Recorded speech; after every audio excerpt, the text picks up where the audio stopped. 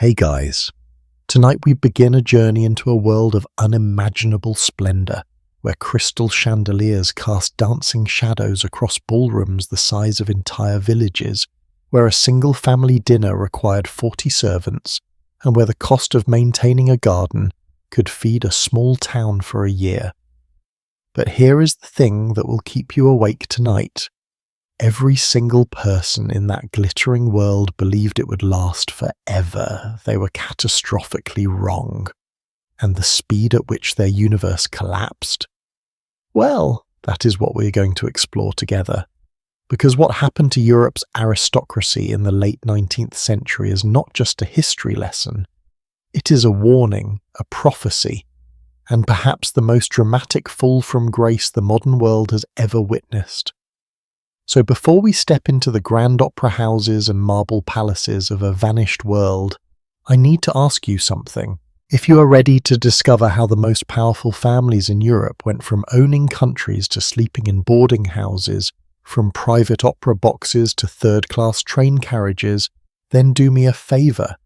Hit that subscribe button and turn on notifications, because this 12-part series is going to take you on an emotional rollercoaster you will not forget.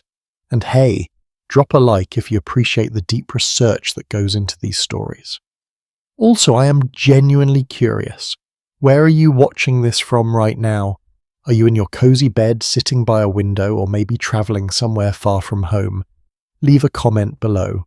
I read every single one, and I love knowing that we are sharing this moment together, no matter where you are in the world.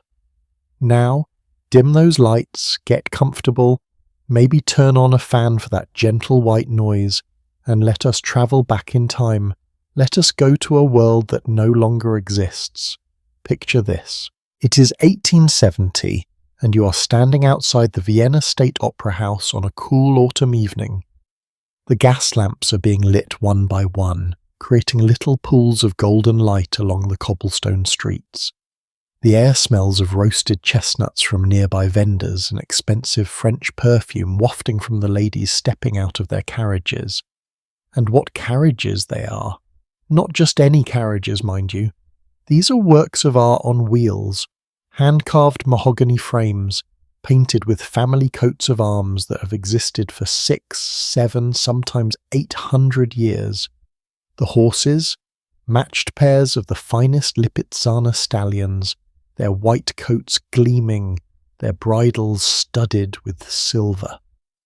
But it is not the carriages that take your breath away.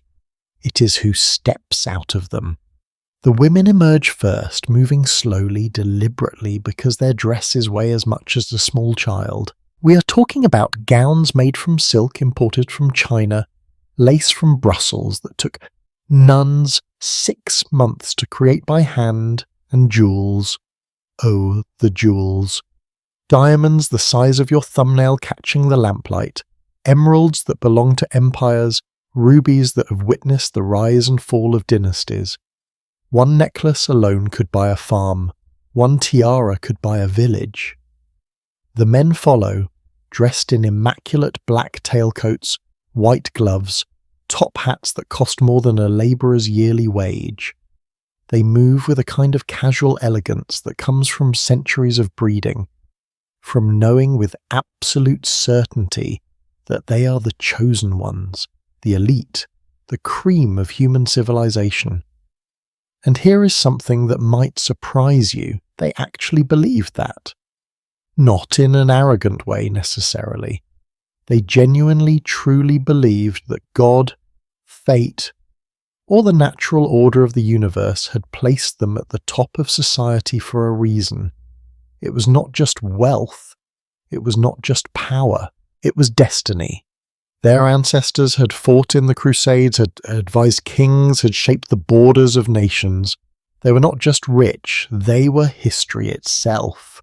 Walking and breathing and attending the opera. Let me give you some numbers, because numbers make this real. In England, just 200 families, did you hear that? 200 families out of millions of people controlled approximately 1/4 of all the land in the entire country. 1/4. We're not talking about owning a nice house with a big backyard. We are talking about estates that stretched for tens of thousands of acres, with villages, farms, forests, rivers, even towns sitting on their property. The Duke of Westminster. His family owned huge chunks of what is now central London, Mayfair, Belgravia, areas where today a single apartment can cost tens of millions of dollars. Back then, all his. The Duke of Northumberland owned more land than some European countries, and these were not exceptions. This was normal. This was the structure of society. But let us go inside the opera house, because that is where the real magic happened. The main floor where ordinary wealthy people sat, that was nice enough. But up above, lining the walls in curved tiers like a magnificent wedding cake, were the opera boxes, private balconies, essentially little rooms with the best view in the house. And these were not just seats. These boxes were property, owned by aristocratic families, passed down through generations like any other piece of real estate. Some families had owned the same opera box for 100 years. These boxes had velvet chairs, private coat rooms, sometimes even small parlours behind them where you could entertain guests during intermission. You did not go to the opera to watch the opera, not really. You went to be seen, to display your status, to remind everyone else of their place in the grand hierarchy of existence. And oh, the rules. The unspoken ironclad rules of that world. You could tell everything about a family's status by which box they owned. First tier, closest to the stage. That was for the most powerful dukes and princes. Second tier, counts and high barons. Third tier, well, we do not talk about the third tier. If you were relegated there, people whispered. What happened? Did they lose money? Did someone in the family marry beneath their station? The opera box was not just a seat. It was a public declaration of your worth as a human being. Now, let us talk about what it actually meant to be part of this world, because Hollywood has lied to us. We think of aristocratic life as elegant dinner parties and maybe a fox hunt now and then. Reality, it was an elaborate, exhausting, incredibly expensive performance that never stopped. Never. Take Blenheim Palace, home of the Dukes of Marlborough. To give you some perspective, Blenheim has 187 rooms. It sits on 11,000 acres of land. The entrance hall alone is 67 feet high. And maintaining this palace, it required a permanent staff of over 500 people. 500. That is more employees than most modern companies have. You had your basic servants, of course, maids, footmen, cooks, kitchen staff, stable boys, gardeners. But that was just the beginning. You also needed people whose entire job was to wind the clocks. Other people whose only responsibility was to maintain the silverware. Someone had to be in charge of the hundreds of oil paintings, making sure they did not deteriorate. Someone else managed the wine cellar, which might contain 10,000 bottles. You needed people to maintain the carriages, the horses, the hunting dogs. People to maintain the hunting grounds themselves. Thousands of acres of forest and fields that had to be managed for the fox hunts and pheasant shoots that were such an important part of aristocratic social life. And the costs staggering. Just heating a palace like Blenheim during winter, remember? This is before central heating, so we are talking about fireplaces in dozens of rooms. Required tons, literally tons, of coal delivered every week. The gardening staff alone might employ 50 people year-round. Why? Because aristocratic gardens were not just pretty. They were architectural masterpieces, hedges cut into elaborate shapes, flower beds that formed family crests, fountains with marble statues imported from Italy. Letting the garden go wild was not just slovenly, it was social suicide. It announced to the world that you could not afford your own station in life. But here is the really interesting part, and this is something that will become crucial to our story later. Where did all this money come from? The answer is simple, and it is not simple at all. Land. everything, and I mean everything, was based on land ownership. These families owned tens of thousands of acres, and on that land lived tenant farmers who paid rent. In some cases, these families had owned the same land for 500, 600, 700 years. The system was called feudalism, and while it had technically ended, the economic structure remained remarkably similar. You were born on the Duke's land, you farmed the Duke's land, and you paid the Duke rent from the crops you grew on the Duke's land, and when you died, your son did the same thing. And the Duke? The Duke just collected the money, generation after generation after generation. Let me tell you about a typical day in the life of someone like the Duke of Devonshire in 1870. You wake up at 9 or 10 in the morning because waking up early is for people who have to work. A servant has already lit the fire in your bedroom, laid out your clothes, prepared your bath. You are helped into your clothes because many aristocratic outfits were physically impossible to put on by yourself. All those buttons, all that fastening. You go down to breakfast, which is not a bowl of cereal. It is a full meal: eggs, bacon, sausages, kippers, toast, preserves, tea or coffee, all served by footmen on silver platters. You eat alone or with family members who happen to be awake in a dining room the size of a normal person's entire house. Then what? Well, if you are a man, you might go for a ride around your estate. Not to work, just to see how things are going. You might stop and talk to your estate manager, who actually handles all the real business of running your property. You might meet with your solicitor to discuss some investment. You might go to your club in London, if you're staying in the city. These clubs, places like White's or Boodle's, were institutions where aristocratic men gathered to drink, gamble, read newspapers, and discuss politics. Women were not allowed. Of course, women had their own routines, equally elaborate. Morning calls, which despite the name happened in the afternoon. Embroidery. Planning dinner parties that might take weeks to organise. Overseeing the household staff, which was itself a full-time job requiring the organisational skills of a corporate executive. Evenings were the main event. Dinner parties, balls, the opera, the theatre. And these were not casual affairs. A proper aristocratic dinner party had rules that would make your head spin. You had to know exactly who sat where based on rank. A duke outranked a marquis, who outranked an earl, who outranked a viscount, who outranked a baron. Get the seating wrong and you have insulted someone, possibly permanently. The dinner itself might have 12 courses. 12! Soup, fish, entree, roast, game, pudding, dessert, fruit, cheese, and on. Each course served with different wines. The whole affair could last 4 hours. And you were expected to make witty, intelligent conversation the entire time. This was not just eating, this was performance art. And here is the thing that will break your heart when we get deeper into this story. They loved this life. They genuinely loved it. It was not just about the luxury, though that certainly helped. It was about being part of something ancient, something meaningful, something that connected you to centuries of history.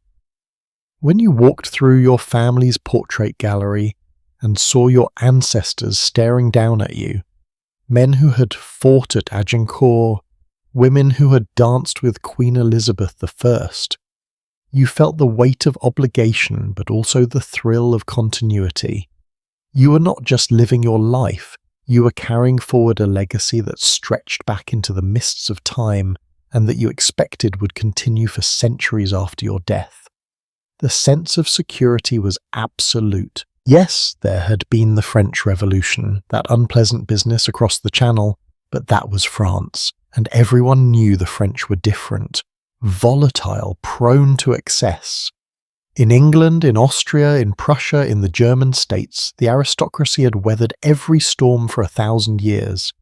They had survived the Black Death, the Reformation, the 30 Years' War, the English Civil War, the Napoleonic Wars. Each time they had emerged not just intact but stronger.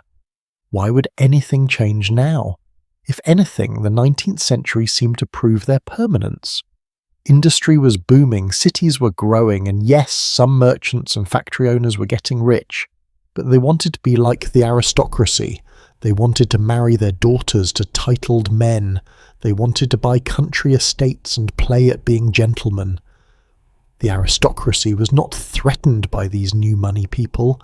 They welcomed them. Fresh blood, fresh capital, everyone wins. So as our Duke sits in his opera box that autumn evening in 1870, watching a performance of Wagner, surrounded by his family, nodding to other dukes and duchesses in their boxes, he feels utterly, completely secure. The gaslights flicker gently, the music swells. His wife's diamonds catch the light. Below, the lesser wealthy watch the stage.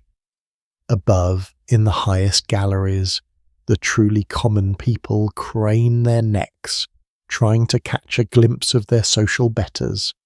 Everything is in its proper place. Everything is as it should be. Everything is perfect. And he has absolutely no idea, none at all, that his entire world is about to come crashing down around his ears. That within 20 years, some of his friends will be selling family heirlooms to pay the butcher's bill. That within 30 years, aristocratic daughters will be working as shopgirls, hiding their identities, hoping no one recognizes them. That within 50 years, some of the greatest houses in Europe will stand empty, vandalized, windows broken because no one can afford to maintain them anymore. But tonight, everything is golden.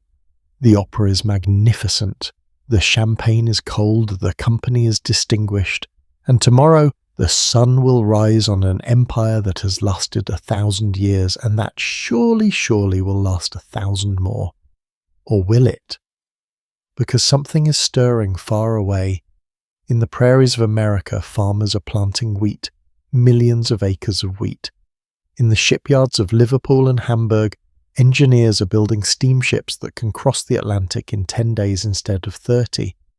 In Vienna, in the heart of the empire, in the same city as that beautiful opera house, bankers are making deals that are just a little too risky, a little too optimistic, a little too dependent on nothing ever going wrong. And in 1873, just 3 years from this perfect autumn evening, everything is going to go wrong at once.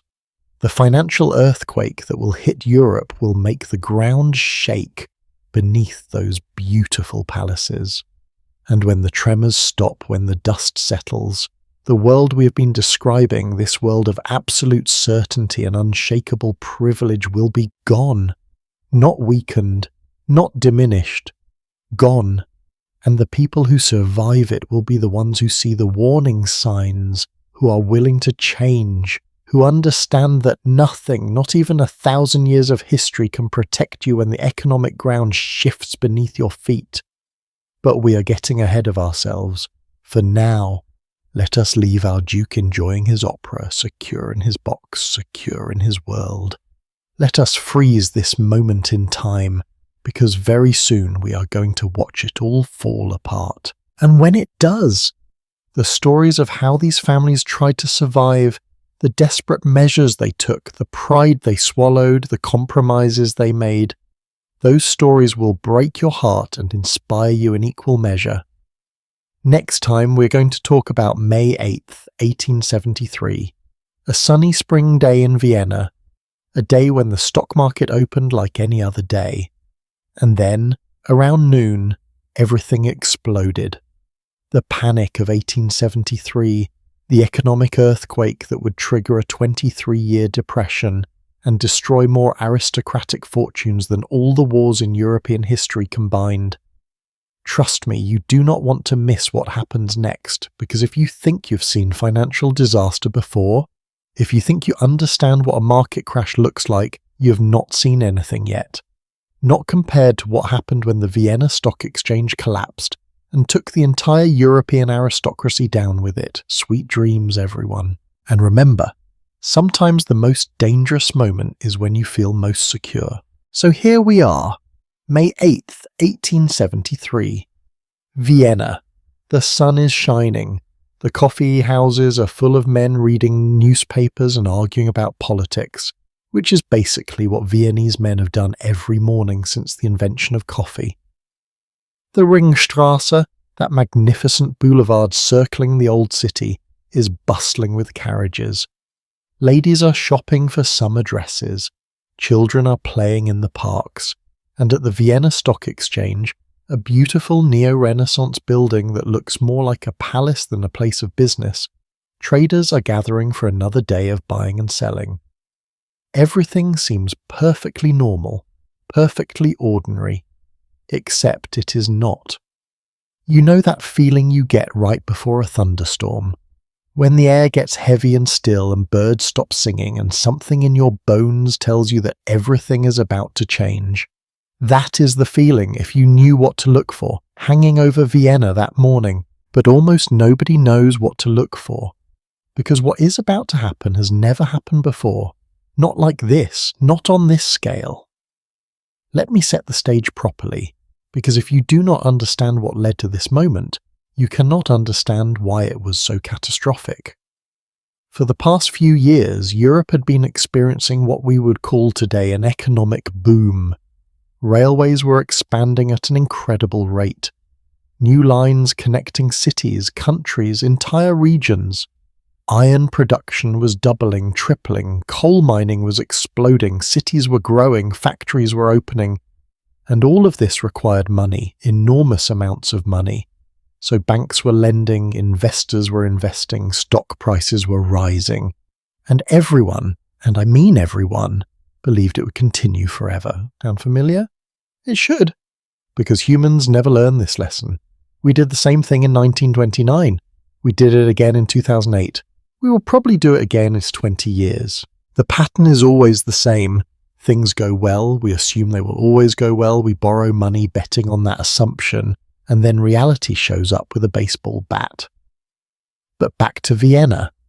The problem, the fundamental problem that nobody wanted to acknowledge, was that much of this boom was built on speculation, not real value, but the expectation of future value. Railway companies were getting funded based not on actual profits, but on projected profits. Banks were lending money to people who could not really afford to pay it back, but it did not matter because the value of everything kept rising, so you could always sell at a profit. Construction companies were building elaborate projects in cities from Berlin to Budapest, financed by bonds that assumed the economy would keep growing at the same pace forever. And the aristocracy. Oh, they were right in the middle of it. See, here is something I did not mention in the first part. By 1870, many aristocratic families were not as secure as they looked. Agriculture, which was still the basis of most of their wealth, had been experiencing some worrying fluctuations. A bad harvest here, unexpectedly low prices there. Nothing catastrophic, but enough to make some families think, maybe we should diversify. Maybe we should invest in these new industries everyone is getting rich from. So they did. Dukes and counts became major investors in railway companies. They sat on the boards of mining corporations. They bought shares in banks. And because aristocrats did everything on a grand scale, they did not invest cautiously. They went all in. Some families borrowed against their estates to buy more shares. After all, everyone knew the stock market only went up, right? Now let us get to the morning of May 8th. Trading opens as usual. But within an hour something strange starts happening. A few stocks are dropping. Nothing major at first, just a dip. But then more stocks start falling, and people who had borrowed money to buy those stocks realize they need to sell before they lose too much. So they start selling, which makes the prices fall further, which makes more people panic and sell. And suddenly is like watching dominoes fall, each one knocking down 10 more, which knock down 100 more, which knock down 1,000 more. By noon, the floor of the Vienna Stock Exchange is in chaos. And I do not mean figurative chaos. I mean actual physical chaos. Grown men screaming at each other, traders shoving each other out of the way to get to their brokers, Some people are literally weeping.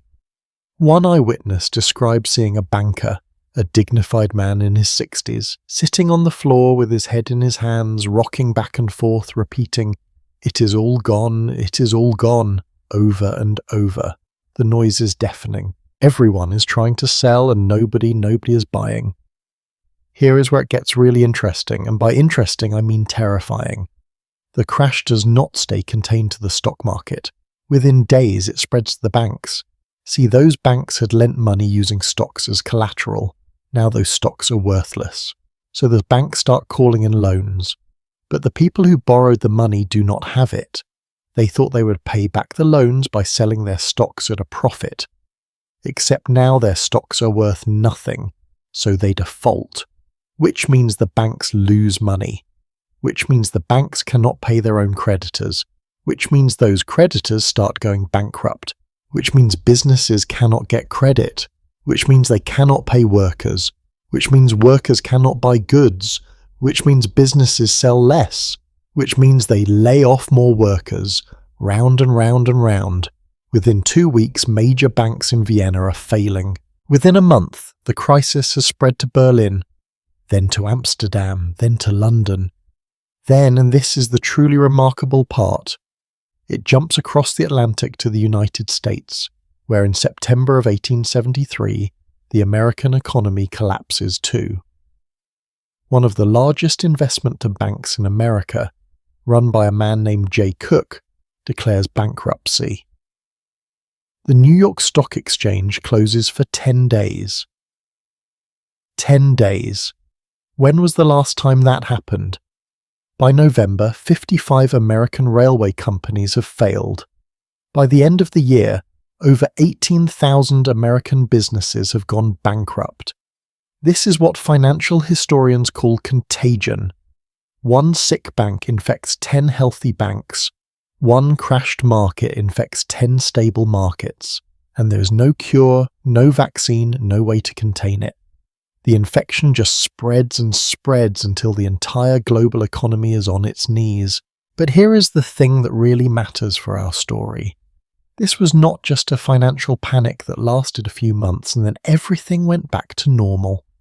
This was the beginning of what contemporaries called the Long Depression. And it did not last 1 year, or 2 years, or even 5 years. Depending on which country you're talking about, the Depression lasted between 6 and 23 years. 23 years! An entire generation grew up knowing nothing but economic hardship. Now, let us talk about what this meant specifically for the aristocracy, because this is where our story really begins. Remember, these families based their entire existence on income from land. Tenant farmers paid rent.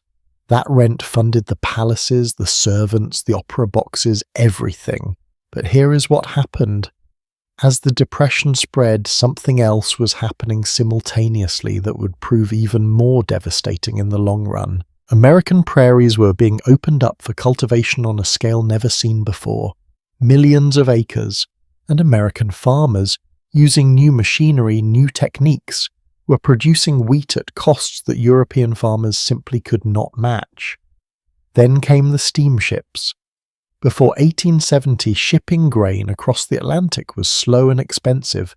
Grain would spoil. Ships would take weeks or months. But new steam-powered iron ships could cross the ocean in 10 to 14 days.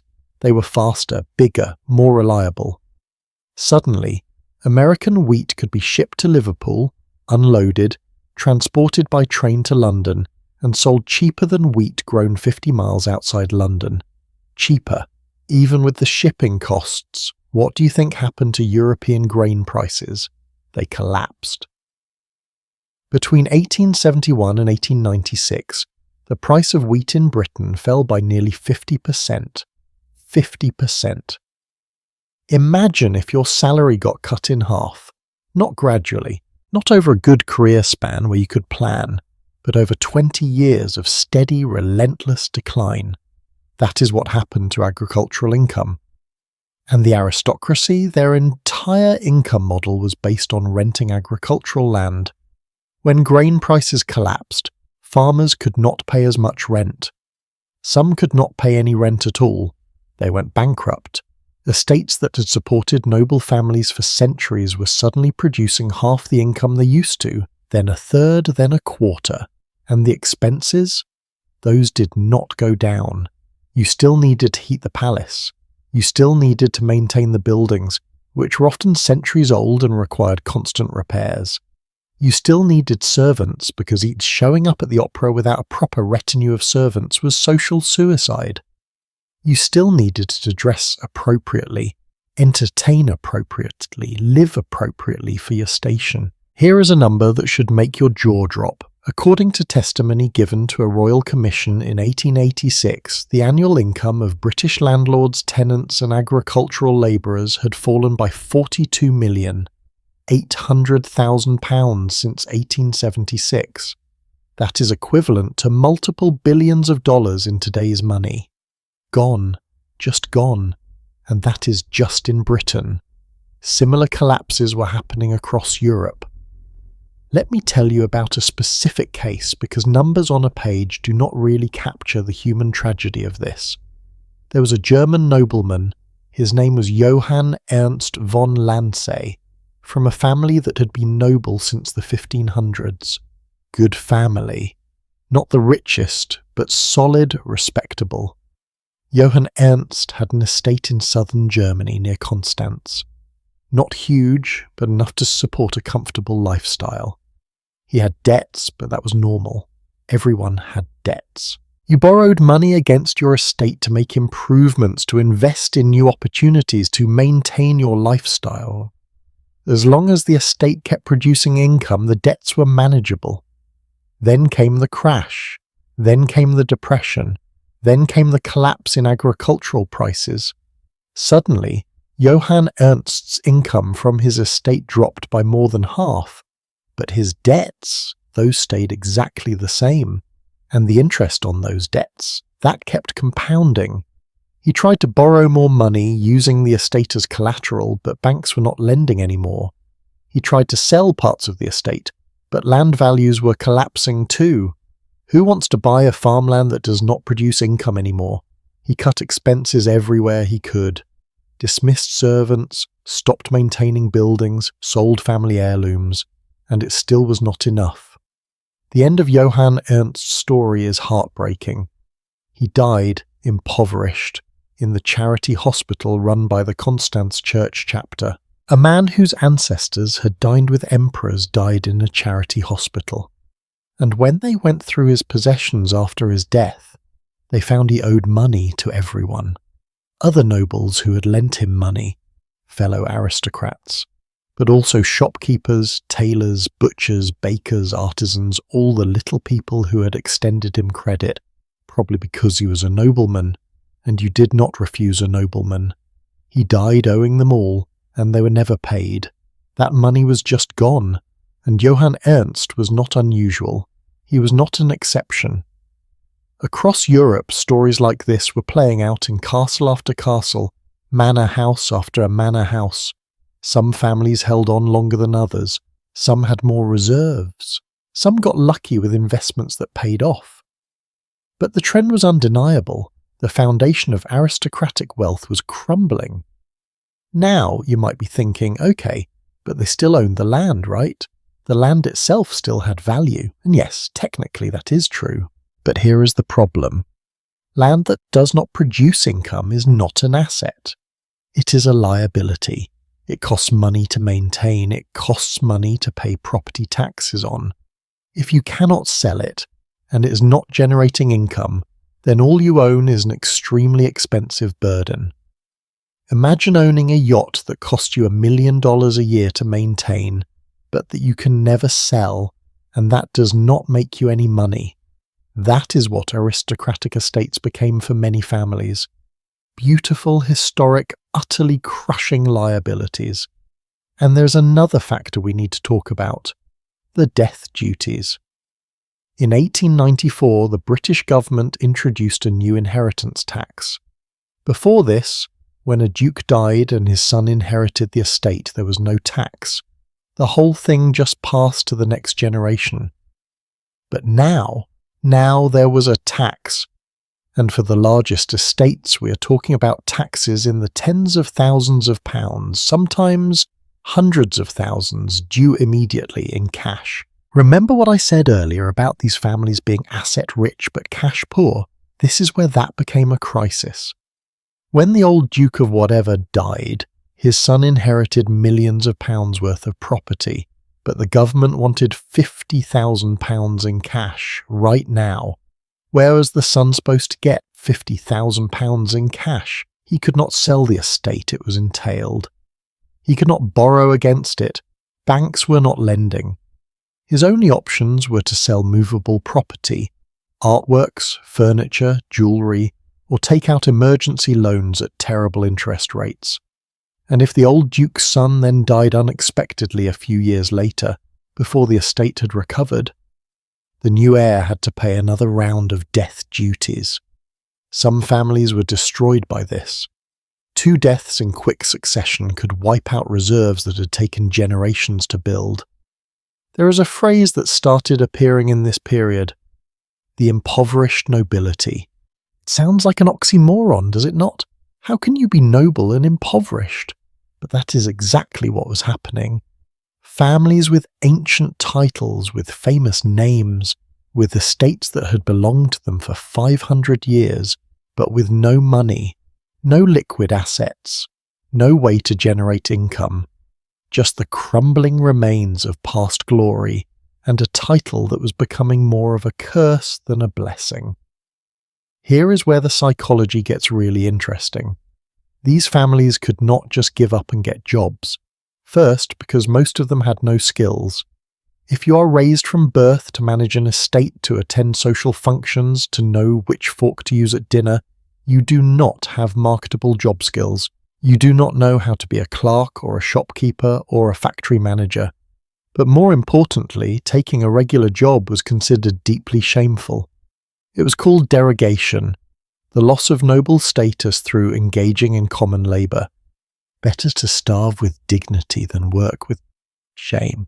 I know that sounds insane to modern ears, but for them, their status was not just a nice thing to have. It was their entire identity. It was who they were. Losing that was worse than death. So what did they do? Well, in the short term, they tried everything to hold on. They borrowed money from anyone who would lend. They sold off parts of their estates that were not entailed. They sold artwork, furniture, jewellery, anything movable. They cut staff to the bone.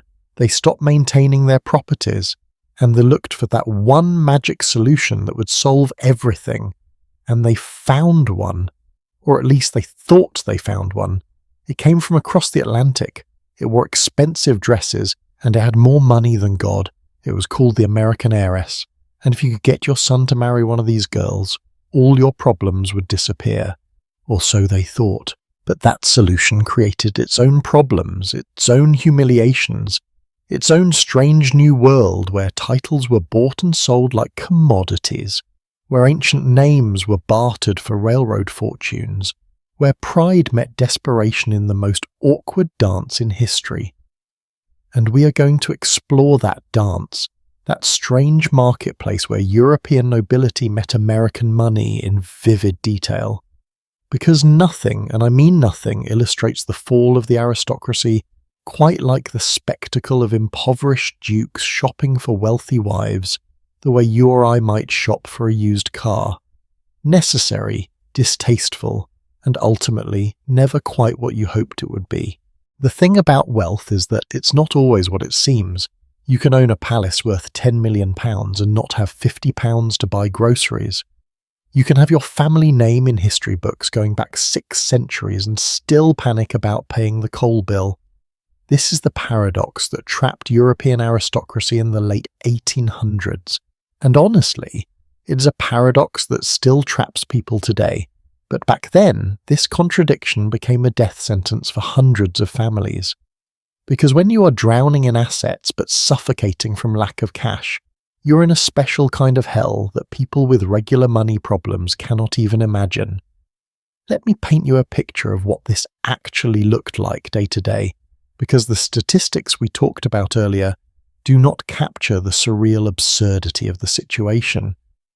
Imagine you are the Earl of somewhere. Let us call him the Earl of Ashford, because I do not want to embarrass any real families still around today. You own Ashford Hall, a magnificent country house built in 1640. It has 80 rooms. The library alone contains 12,000 books, some of them first editions worth a fortune.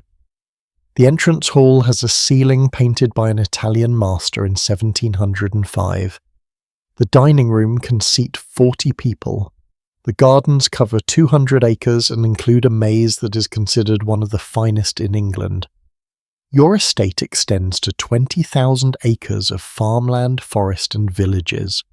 On paper, you are worth approximately £1,200,000. In today's money, that is well over $100 million. You are, by any reasonable definition, extremely wealthy. But here is your problem. You cannot eat the ceiling painting. You cannot pay servants with first edition books. You cannot heat your house by burning the family portraits, though God knows some people probably considered it. Your actual income, the money that comes in each quarter from tenant farmers, has dropped from £8,000 a year to £3,000 a year. Meanwhile, your expenses have barely budged. The house needs constant repairs. Just replacing the roof over the east wing is going to cost £5,000. The heating bill for winter is £1,200. You employ 40 servants, down from 80 a decade ago, and they need to be paid. Your children need clothes, tutors, appropriate educations. Your wife needs dresses suitable for society events, because if she shows up looking shabby, people will talk, and once people start talking about your financial problems, you are socially dead. You have loans, of course, loans your father took out against the estate, and the interest alone is £800 a year. Do the math. £3,000 coming in, at least £5,000, probably closer to £6,000 going out. Where does the difference come from? That is the question that keeps you awake at 3 a.m, staring at the canopy of your four-poster bed that has been in your family since 1690. This was not a problem you could solve by working harder or being more frugal. The system itself was broken. And the truly maddening part? The thing that makes this tragedy almost Shakespearean? The legal structure designed to protect aristocratic families, the system of entail and primogeniture that we mentioned earlier, actually made the problem worse. Let me explain how entail worked, because this is crucial to understanding why so many families could not save themselves. When an estate was entailed, and most major aristocratic estates were, it meant the property was legally tied up in a way that prevented it from being sold or divided. The current owner was not really an owner in the way we understand ownership. He was more like a trustee, holding the property for his son, who would hold it for his son, who would hold it for his son, forever. The idea was to prevent wasteful heirs from selling off the family patrimony. Noble families had seen too many cases of some idiot son inheriting a great estate and then gambling it away or selling it to pay for mistresses or whatever. Entail was supposed to prevent that, and in good times it worked beautifully. It preserved great estates intact across generations, but in bad times, in times of economic crisis, it became a cage. You could not sell the land even if you wanted to.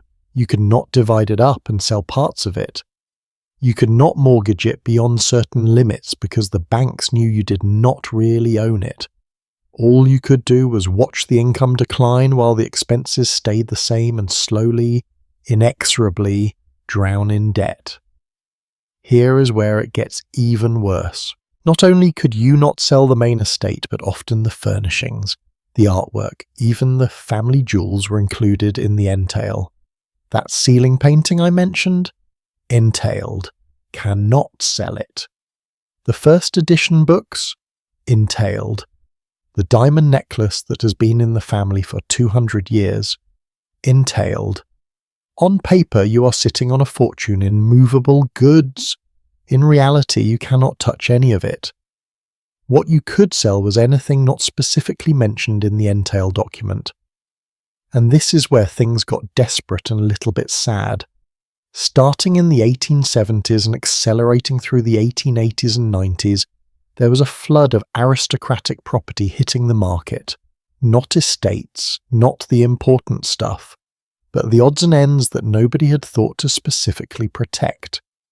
Lesser paintings by unknown artists, furniture from guest bedrooms, silver serving pieces that were not part of formal dinner services, second-tier jewellery, books from the library that were not first editions, hunting rifles, carriages, horses, anything that could be turned into cash. Auction houses in London did spectacular business during this period. Christie's and Sotheby's held sale after sale of property from a noble estate. They did not always say which estate because that would have been too humiliating, but everyone knew, everyone always knew, and here is the truly sad part. These sales did not even raise that much money. Because everyone knew the aristocracy was desperate, prices were terrible. You might get £50 for a painting that would have sold for £200 10 years earlier. Supply and demand. When desperate sellers flood the market, buyers can afford to wait for rock-bottom prices. Let me tell you about a specific case that really illustrates the nightmare of this situation. There was a Scottish earl, I will not name him because his descendants are still around, whose family had owned the same Highland estate since the 1400s. 400 years. The estate included a castle, several farms, a significant amount of forest land and a salmon river that was famous for its fishing. The whole thing was worth, on paper, about £600,000. A fortune! But the Earl's income from the estate had fallen to less than £2,000 a year. His expenses were close to £4,000. He had inherited debts from his father of about £30,000. The interest alone on those debts was eating him alive. He tried everything. He fired servants until he was down to just 12, which for a castle that size meant the place was barely being maintained. He stopped heating most of the castle in winter and lived in just 5 rooms. He shot his own game instead of hiring gillies. He had his wife do work that a lady's maid would normally do. Nothing helped. The math just did not work. Finally, in 1889, he did something that was considered absolutely scandalous. He tried to break the entail. He went to court and argued that the entail was economically destructive, that it was forcing him into bankruptcy, and that he should be allowed to sell at least part of the estate to pay his debts and maintain the rest properly. And the court said no, the law was the law, the entail was sacred. If they let him break it, where would it end? Every spendthrift heir would claim economic hardship to sell off the family lands. So what happened? He could not pay his debts. His creditors sued him. He was forced to sell everything that was not entailed. That still was not enough. Eventually, he had to declare bankruptcy. Not personal bankruptcy, which did not exist in the same way back then, but something called a deed of arrangement, where you essentially turned over your affairs to trustees who would manage them on behalf of creditors. He lost control of his own life. Trustees decided how much money he could have to live on, what expenses were necessary, everything. A man whose ancestors had ruled that valley like kings was now asking permission to buy a new pair of shoes. And the estate, it stayed in the family, technically. He could not sell it. But it was run by trustees, producing just enough income to pay the creditors, while he lived in a few rooms of his own castle like a guest who had overstayed his welcome. He died in 1903, still technically the Earl, still technically the owner of a £600,000 estate, but having lived the last 15 years of his life on an allowance of £200 a year, his son inherited the title this day. The estate and the nightmare. Now, multiply that story by hundreds, because this was not unusual. This was becoming normal. The Marquis of whatever was quietly selling the good furniture. The Duke of Wherever had closed down half his London house and was renting out rooms to other aristocrats who could not afford their own houses anymore. The Earl of Somewhere Else had sold his stable of racing horses, his carriages, and was now, the absolute horror, travelling by public railway, in second-class carriages. Can you imagine? No, seriously. Can you imagine having a family name that had been synonymous with power and prestige for centuries and having to buy a second-class railway ticket? The psychological damage this caused cannot be overstated. These were not people who'd been raised to think of money as something you earned. Money was something you had, like you had blue eyes or you had the family nose. It was part of your inherent nature. The idea that it could run out was literally unthinkable. It was like discovering that gravity could stop working or that the sun might not come up tomorrow. It violated everything they understood about how the world worked, and there was no one to ask for advice. Your neighbours were in the same situation. Your father, if he was still alive, was in denial or had no better ideas. Financial advisors, aristocrats did not consult with people like that. That was trade, and you did not dirty your hands with trade. So you just kept doing what you had always done, but with less money, and hoped that somehow, magically, things would get better. But things did not get better. They got worse. Because in 1894, as we mentioned earlier, the British government introduced the death duty tax, and this was the final nail in the coffin for many families. Let me walk you through the mechanics of why this was so devastating. Under the old system, when a duke died, his son inherited everything tax-free. The whole estate, the whole fortune just passed to the next generation. The government got nothing, but Parliament decided this was unfair. Wealthy people should pay tax on inherited wealth just like regular people paid tax on income. So they introduced a graduated inheritance tax, starting at 1% for small estates and going up to 8% for the very largest estates. 8% does not sound that bad, right? Except remember, these families were asset-rich and cash-poor.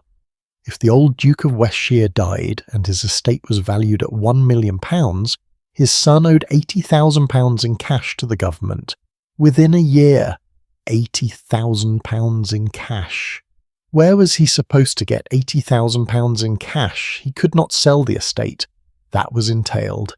He could not sell the important artwork and jewellery. Also entailed. His only options were to sell whatever was not entailed, which, as we have established, did not fetch good prices anymore, or take out massive loans at whatever interest rate he could get. And here is the nightmare scenario. What if the old Duke's son died relatively young? Say the father died in 1895. The son paid £80,000 in death duties, took out loans to do it, and was slowly trying to pay down those loans by cutting expenses and selling off bits and pieces. Then in 1900 the son died.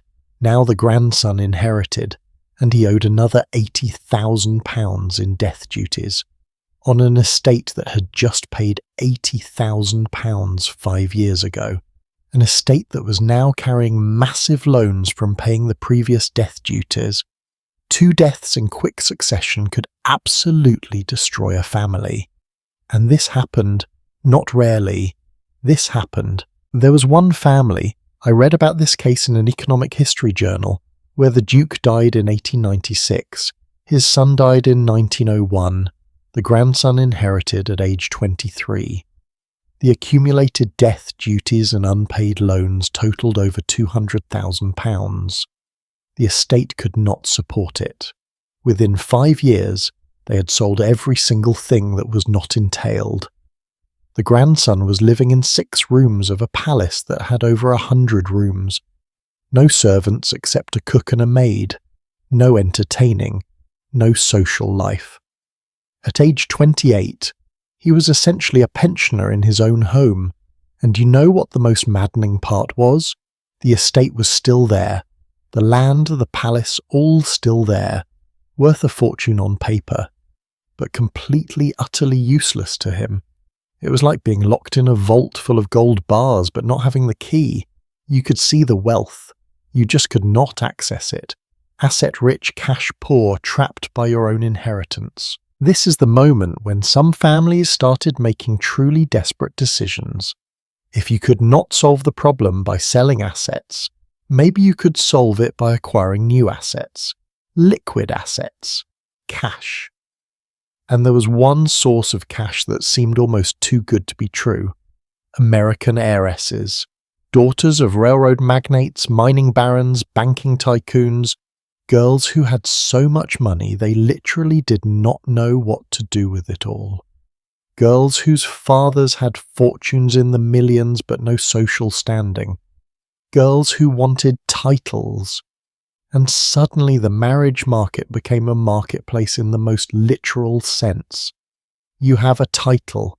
I have money. Let us make a trade. It was mercenary, it was cynical, it was often loveless and miserable for everyone involved. But when you are drowning, you grab whatever floats by, even if it has sharp edges that cut your hands. And so European aristocrats started shopping for American brides the way they might shop for a new horse, evaluating them, comparing them, calculating exactly how much each one was worth and whether her dowry would be enough to save the estate. But here is something nobody really thought through until it was too late.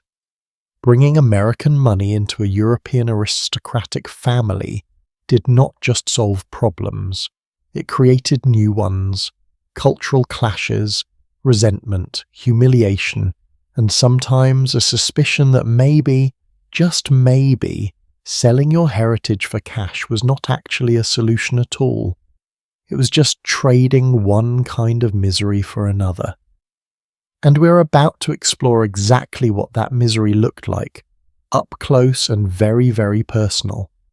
Because nothing exposes the reality of a failing system quite like watching desperate people try to fix it with duct tape and hope. There is something deeply haunting about a building that is dying, not destroyed in a fire or torn down by developers, but slowly, quietly decaying from neglect. The roof leaks a little more each winter. The paint peels, the gardens go wild, the windows, once polished daily, develop a film of grime that dims the light inside. And if you are the person living in that building, watching it deteriorate around you, knowing you once had the means to maintain it but no longer do, that is not just sad, that's a very special kind of torture. This was the reality for countless aristocratic families in the last decades of the 1800s. They were not just losing money.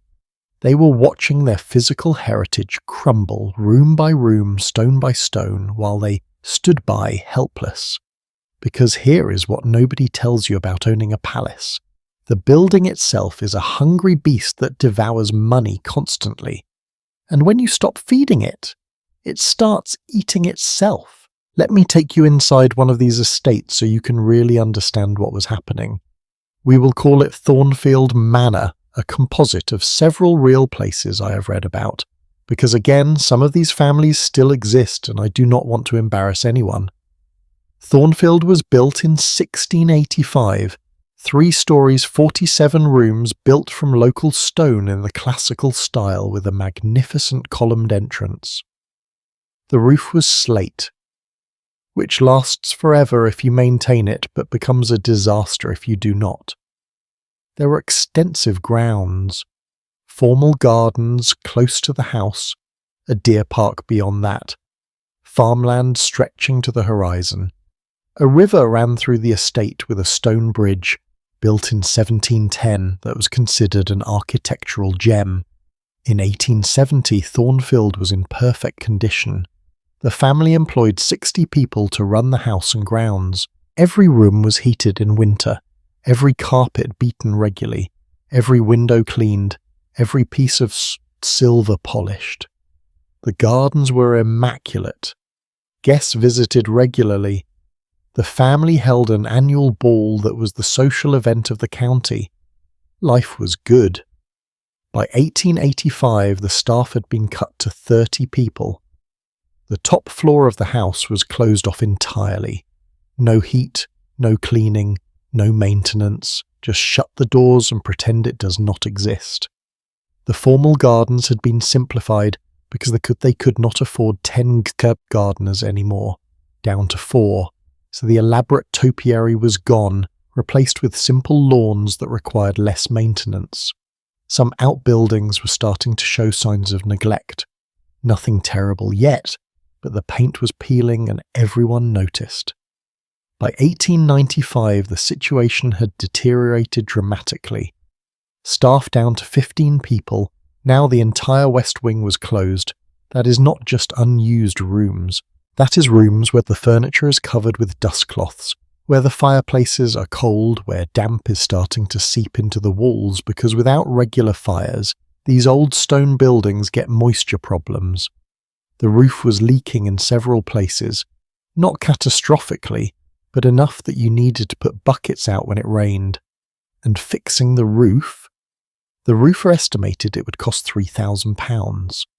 The family did not have £3,000. The gardens were now just lawn and some basic plantings. The deer park had been sold off to a neighbouring estate. The stone bridge, it needed repairs, but that cost money. So they just put up a sign saying it was unsafe and used another route. Staff down to 15 meant the house was no longer really clean. Oh, they tried. The housekeeper did her best. But when you have 15 people trying to maintain a house that needs 60, standards slip. Dust accumulates, carpets wear out and do not get replaced. Crystal chandeliers that should be cleaned twice a year go years without being touched, so they lose their sparkle. And here is where it gets psychologically devastating. Guests stop coming. Because everyone knows, everyone in the county knows that Thornfield is in trouble.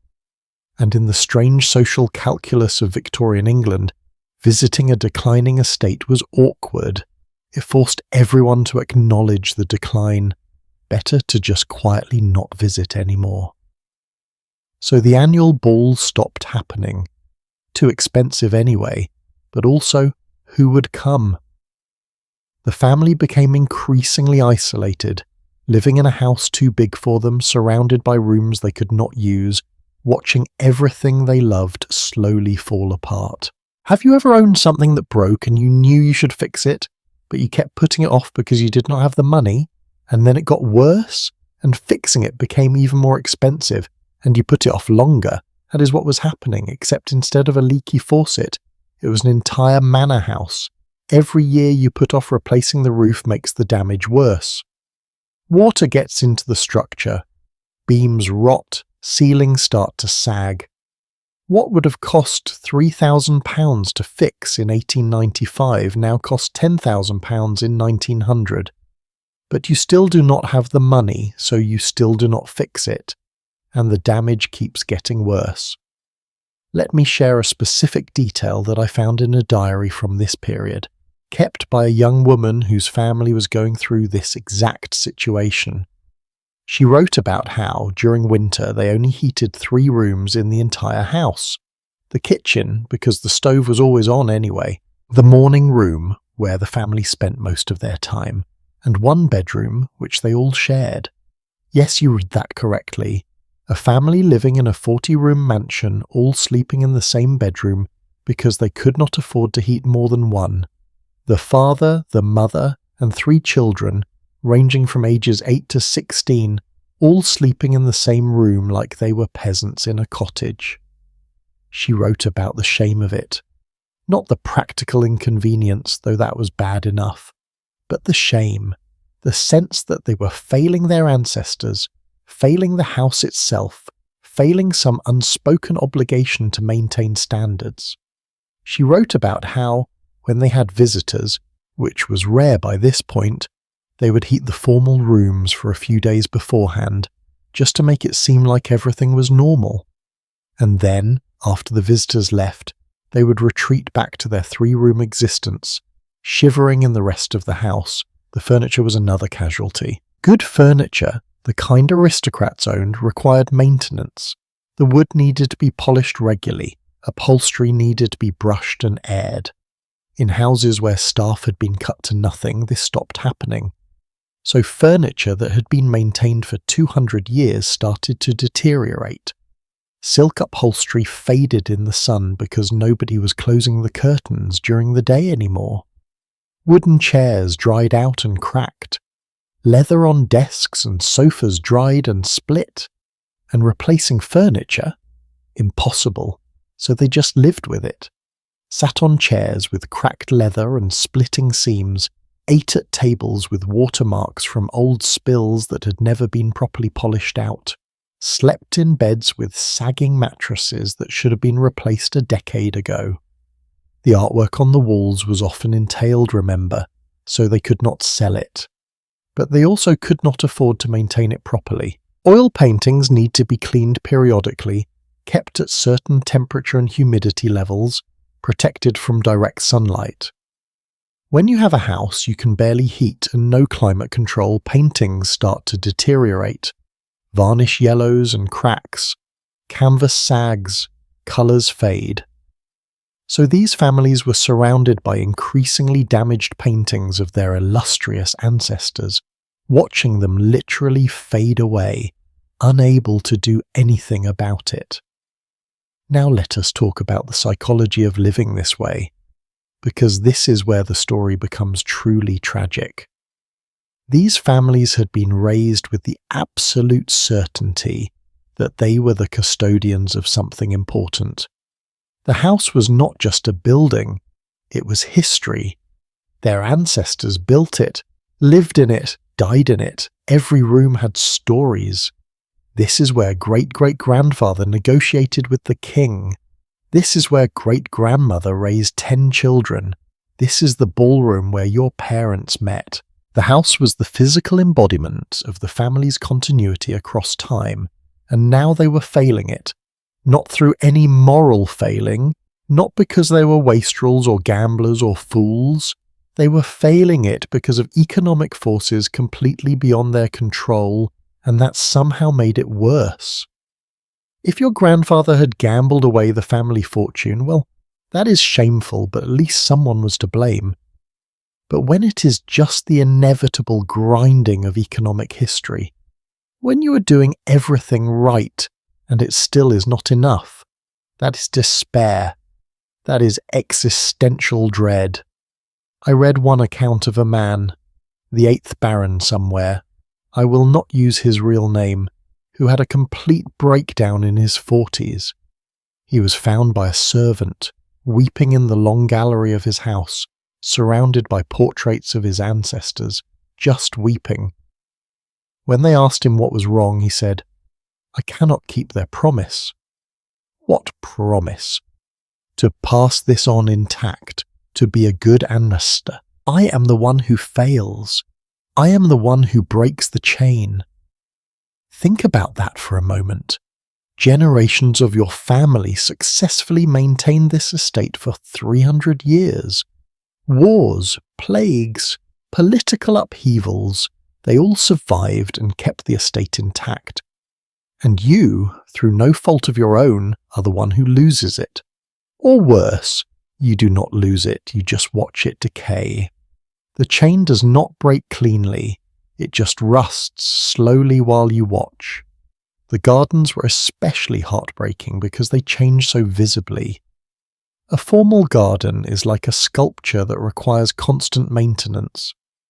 The moment you stop trimming, stop weeding, stop replanting, nature begins reclaiming it. Hedges that had been trimmed into perfect geometric shapes for 100 years suddenly grow wild. Flower beds get overtaken by weeds. Gravel paths disappear under grass. That magnificent maze we mentioned in an earlier part? Imagine it slowly becoming impassable as the hedges grow wild and close off the pathways. In 5 years, a garden can go from artwork to wilderness, and people noticed. A garden was a very public display of your wealth and status. When neighbours saw your gardens going wild, they knew. When tenants saw it, they knew. It was like walking around in torn, dirty clothes. It announced to the world that you could not maintain your station. Some families, the ones with any pride left, would focus their limited resources on maintaining the parts of the garden visible from the road.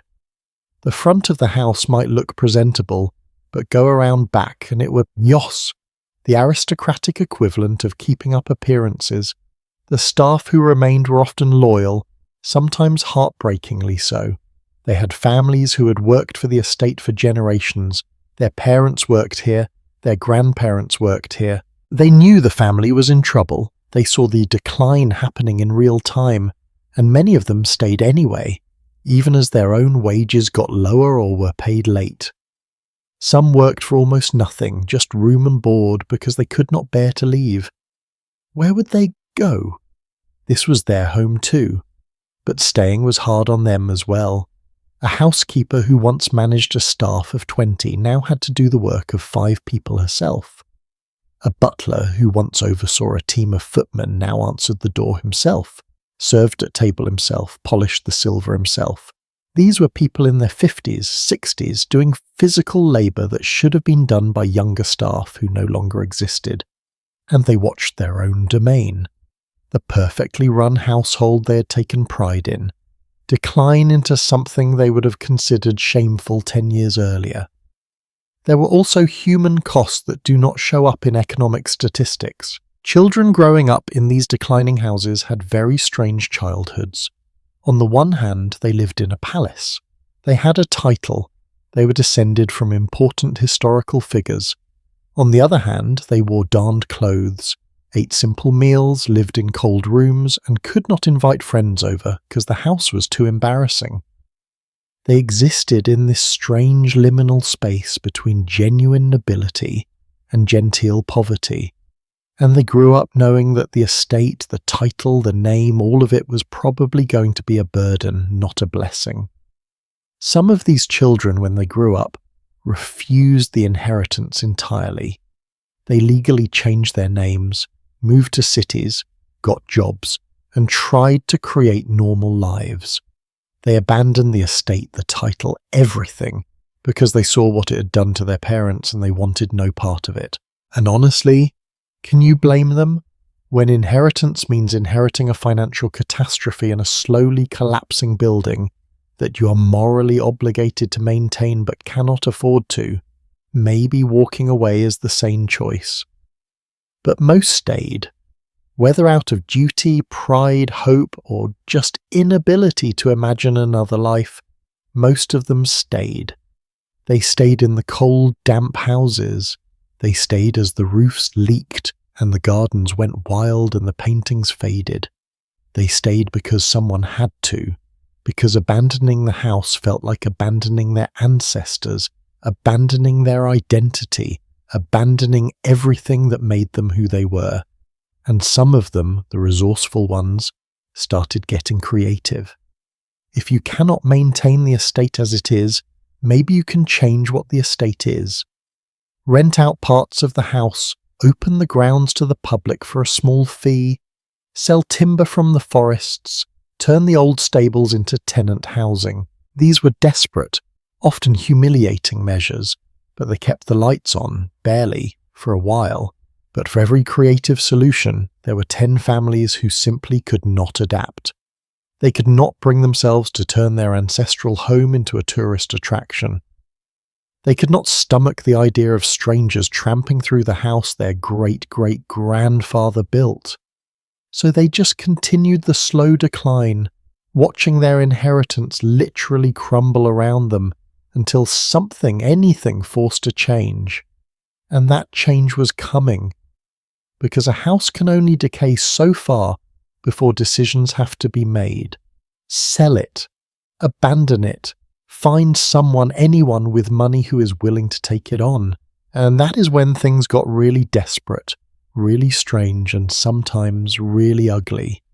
Because when you are trying to save a building that is too expensive to maintain, you will make deals you never thought you would make. You will compromise in ways you never thought you would compromise. You will discover exactly how much your pride is worth when measured against the alternative of watching everything you love disappear. And some of those compromises involved accepting people into the family who your parents never would have considered.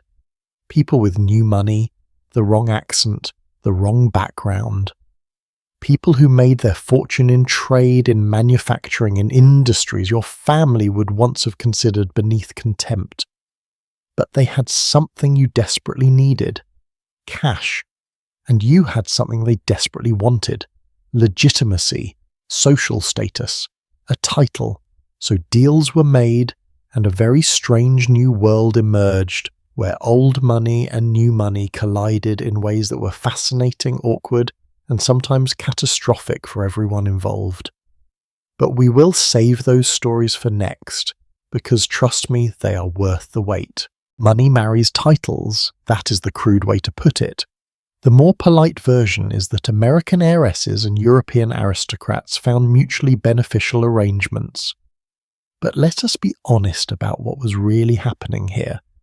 This was a marketplace, a transaction, a trade as calculated and deliberate as buying livestock at an auction, except instead of examining a horse's teeth, you were evaluating a young woman's bank account and a young man's place in the peerage. And both sides knew it. Both sides participated willingly, and both sides often ended up miserable in ways they never anticipated. Between 1870 and 1914, 454 American women married into European aristocracy. 454, that is not a trend, that is a phenomenon. That is an entire social revolution happening one wedding at a time, and every single one of those marriages has a story.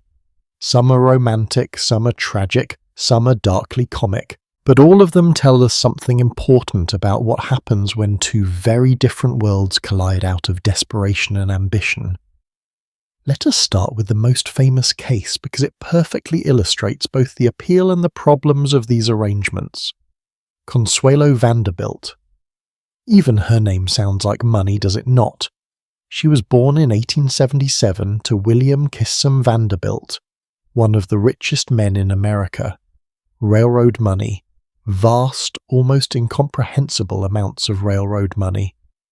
The Vanderbilt family mansion on Fifth Avenue in New York had 137 rooms. 137. Their summer cottage, and I use that word loosely, in Newport, Rhode Island, was called Marble House and cost $11 million to build in 1892.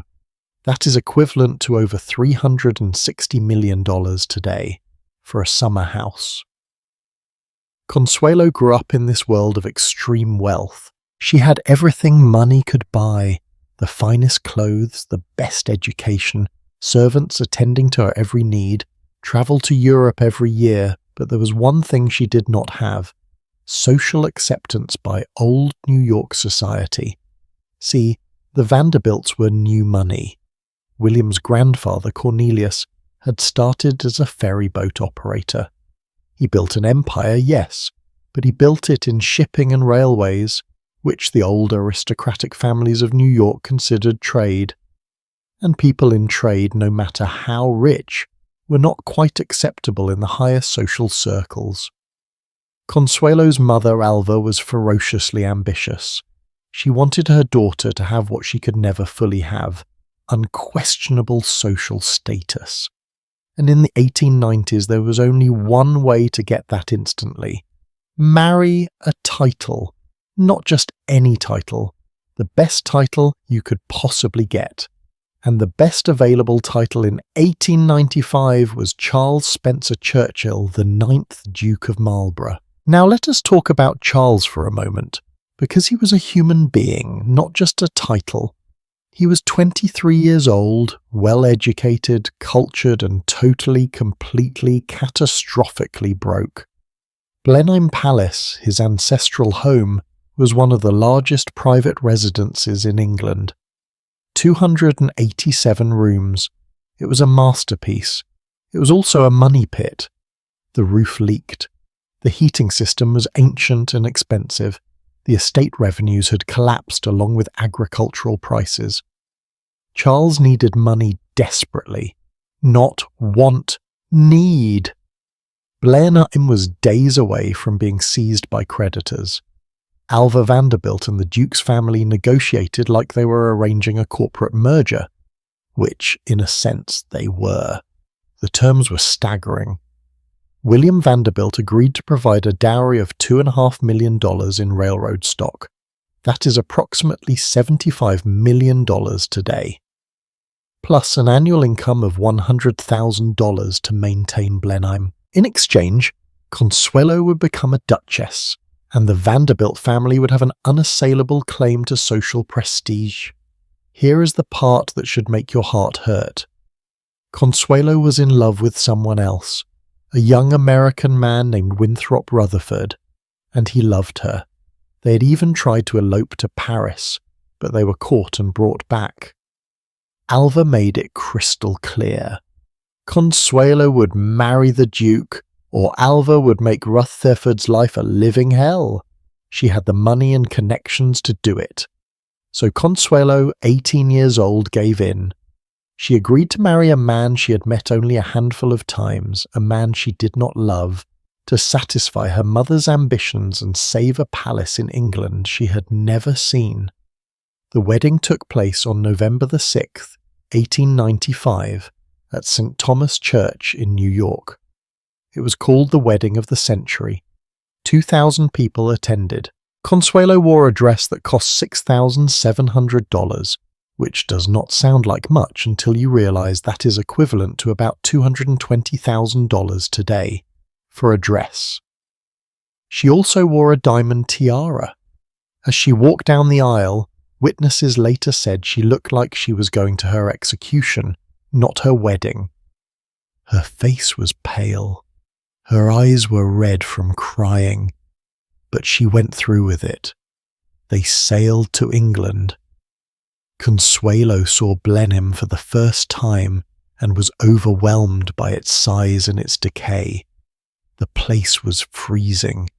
British country houses in winter were notoriously cold, and Blenheim was worse than most. She was also overwhelmed by the rules, the rigid, suffocating huddle rules of British aristocracy. What you could wear, what you could say, who you could talk to, how you should behave at every moment. She had grown up in wealthy America, where if you had money, you could largely do what you wanted.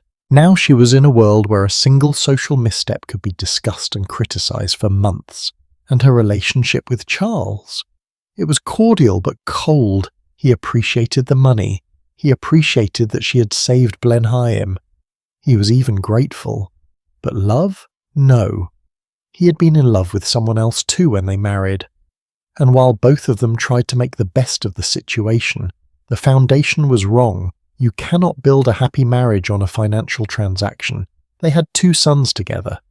Consuelo threw herself into being a proper duchess. She renovated parts of Blenheim, brought in modern heating and plumbing, restored sections that had been decaying.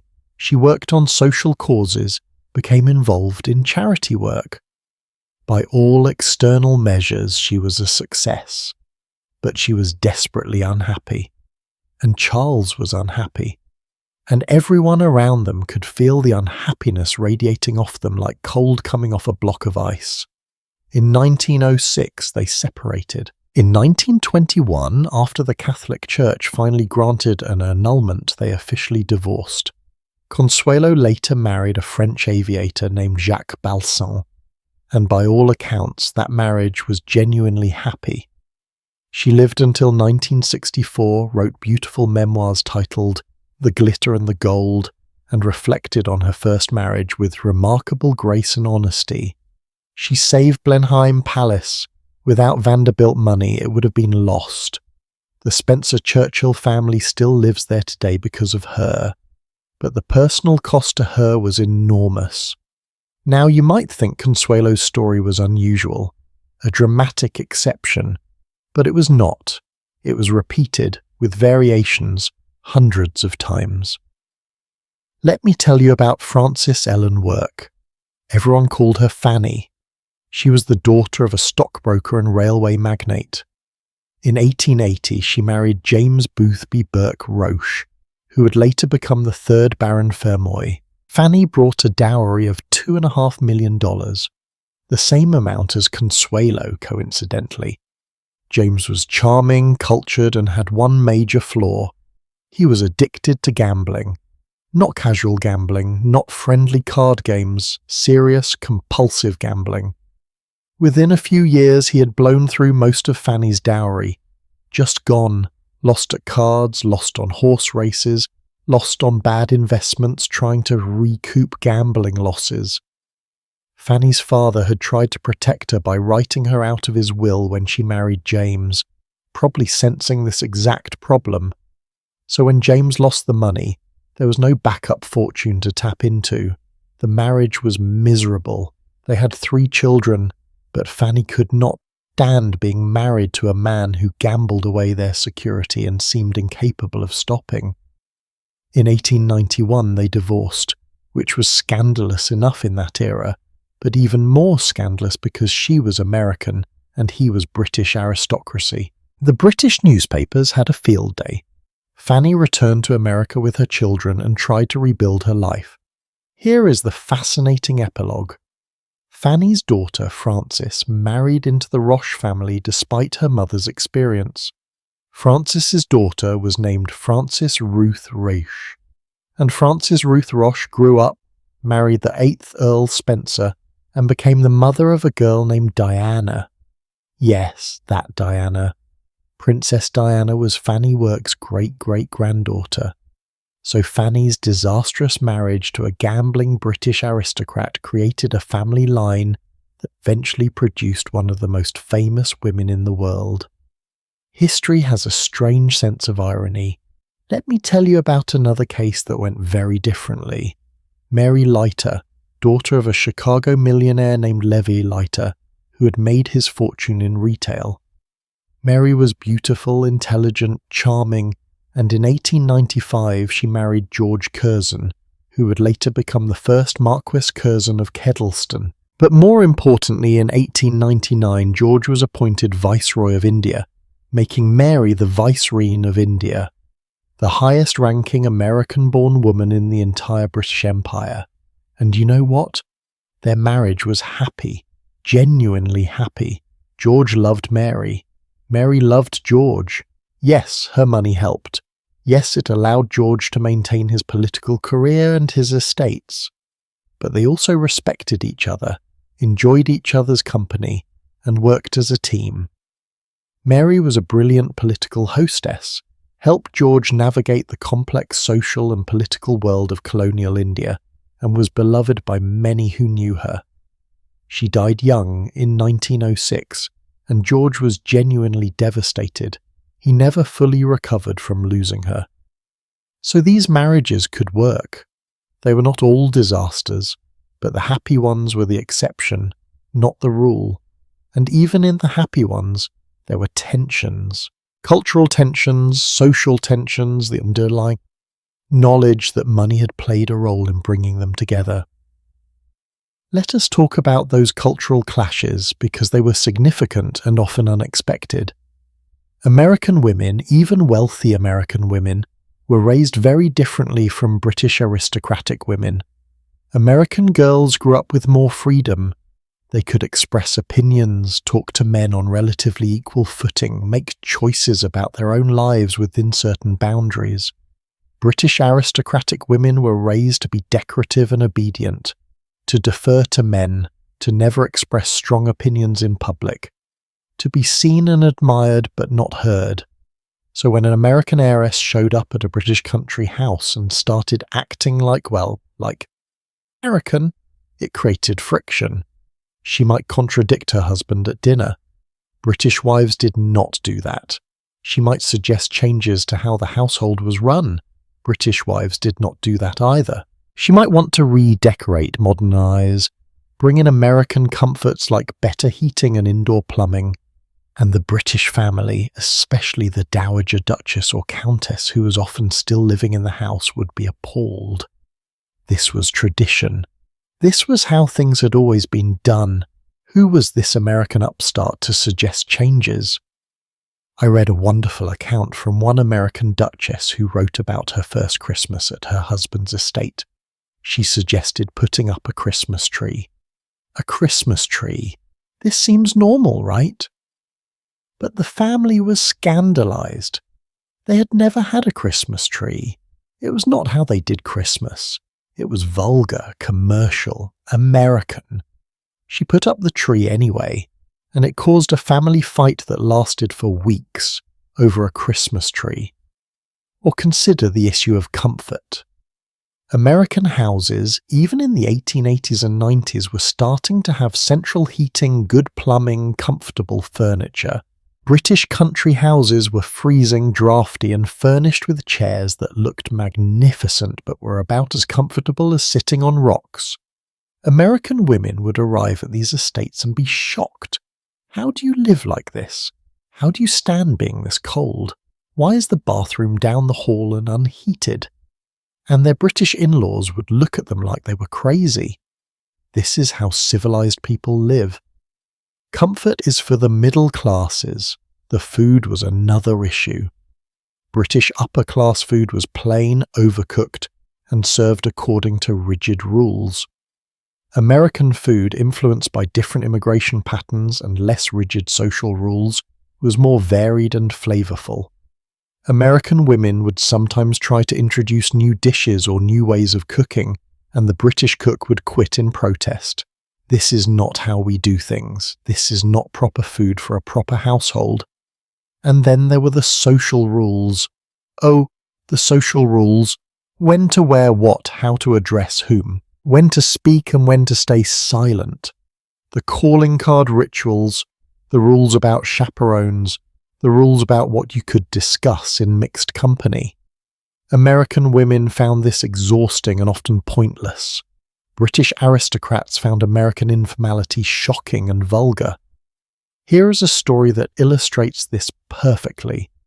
An American duchess attended her first formal dinner at her new home. She was seated next to a very elderly earl. They made conversation. She asked him questions, laughed at his jokes, told him stories about New York. She thought she was being polite and friendly. After dinner, the Dowager Countess pulled her aside and told her she'd behaved inappropriately. You do not laugh loudly at dinner. You do not ask men direct questions. You do not tell stories about yourself. A lady should be demure, quiet, and let the gentleman lead the conversation. The American woman was baffled. In New York, her behaviour would have been considered charming and vivacious. Here, it was seen as pushy and unladylike. Some American women adapted. They learned the rules, modified their behaviour, became British in all but birth. Others never fully adapted. They remained American in their hearts, counting the days until they could visit home, maintaining American friends, raising their children with American values as much as possible. And some, like Consuelo, eventually gave up and left. But here is the thing that is easy to miss in all these stories. These women did leave a legacy. They brought new ideas, new energy, new attitudes into a society that desperately needed them. They modernized those cold, crumbling estates. They brought in American efficiency and American pragmatism. They were often more willing to experiment, to try new ways of managing the properties, to invest in new technologies. Many British estates survived into the 20th century specifically because American money and American innovation saved them. They also, and this is important, showed that the aristocracy was not as special as it claimed to be. These were not women born to noble status. They were not raised from birth to be duchesses and countesses. They were the daughters of businessmen, the granddaughters of immigrants in some cases. And yet they learned to fill these roles just fine, which suggested that maybe noble status was not about breeding or blood or centuries of tradition. Maybe it was just about having enough money to maintain the lifestyle. And if that was true, then what made the old aristocracy special at all? This question, this uncomfortable implication, was not lost on European society. Every American heiress who successfully became a duchess or a countess was proof that titles could be bought, that the system was for sale, that the old hierarchy was crumbling. And while many aristocrats were grateful for the money, they also resented what it represented. The end of their world as they knew it. The final proof that heritage and history could not compete with cash. But we have been focusing on the women. What about the men? What was it like to be a British duke or count knowing you were essentially selling yourself? Knowing that you were marrying for money, that the woman you were marrying knew you were marrying for money, that everyone at the wedding knew this was a transaction. Some handled it with grace, some handled it with bitter resentment, and some handled it by treating their wives terribly, as if punishing them for the humiliation of needing their money. Those marriages were especially tragic because the women came in hoping for romance and fairy tales and found themselves trapped in contracts with men who resented their very existence. But those painful realities, those day-to-day miseries of failed transatlantic marriages, those stories deserve their own space. And we are going to give them that space because understanding how badly things could go wrong helps us understand just how desperate and how complicated this whole situation really was. Have you ever had to pretend everything is fine when your world is falling apart? When you smile at the neighbours even though you cannot afford groceries? When you dress up nicely even though the outfit is old and patched where nobody can see?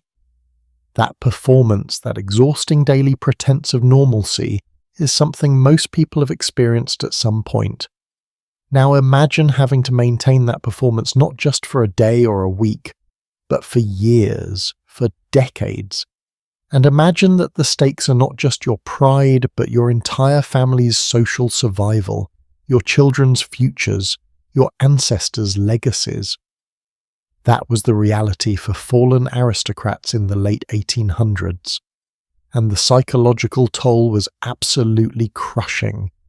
This is the part of the story where the decline becomes visible, where families could no longer hide their problems behind closed doors, where the careful facade of wealth and status started cracking and everyone could see what was underneath.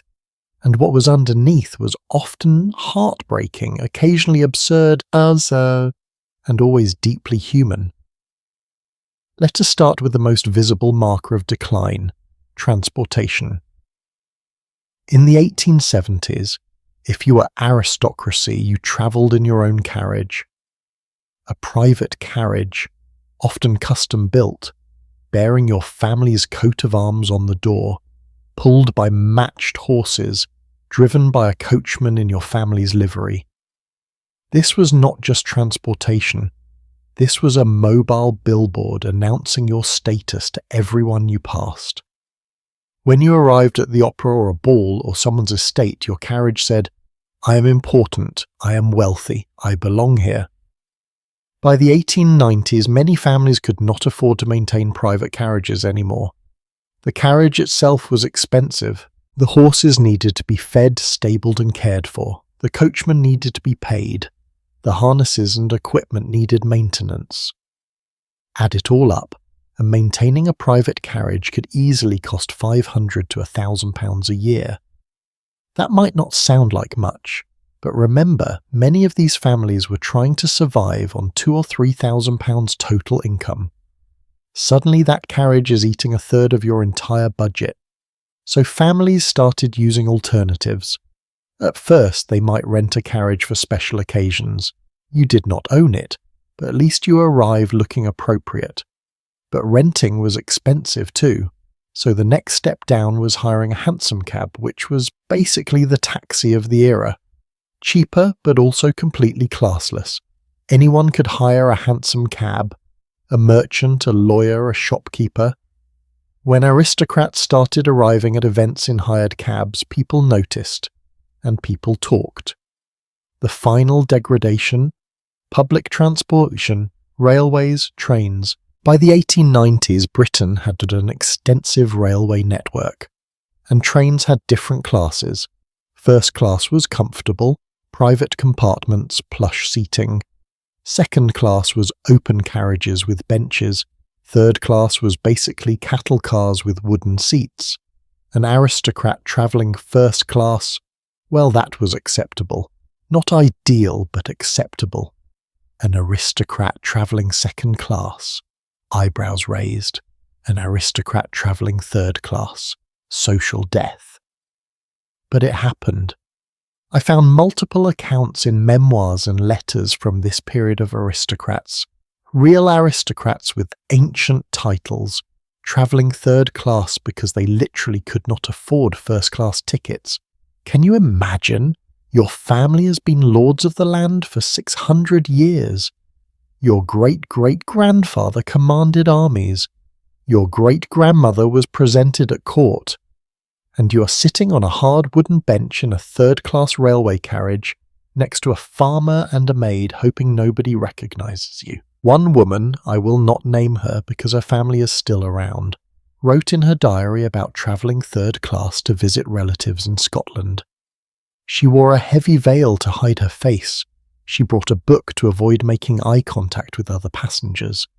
And she prayed the entire journey that nobody she knew would see her. When she arrived, her relatives picked her up in their carriage because they were doing slightly better financially, and she could arrive at their house looking appropriate. But that train ride was her secret shame. She wrote that she felt like a spy in enemy territory, like she was committing a crime just by existing in that space. Clothing was another visible marker of decline, and this one was particularly painful for women. A lady's wardrobe was a serious investment. A single ball gown could cost £100 or more, and you could not wear the same gown to every event. People would talk. They would count how many times you wore the same dress. It would be proof that you could not afford new ones. So wealthy women needed extensive wardrobes, constantly refreshed with new pieces. When money got tight, the new dresses stopped.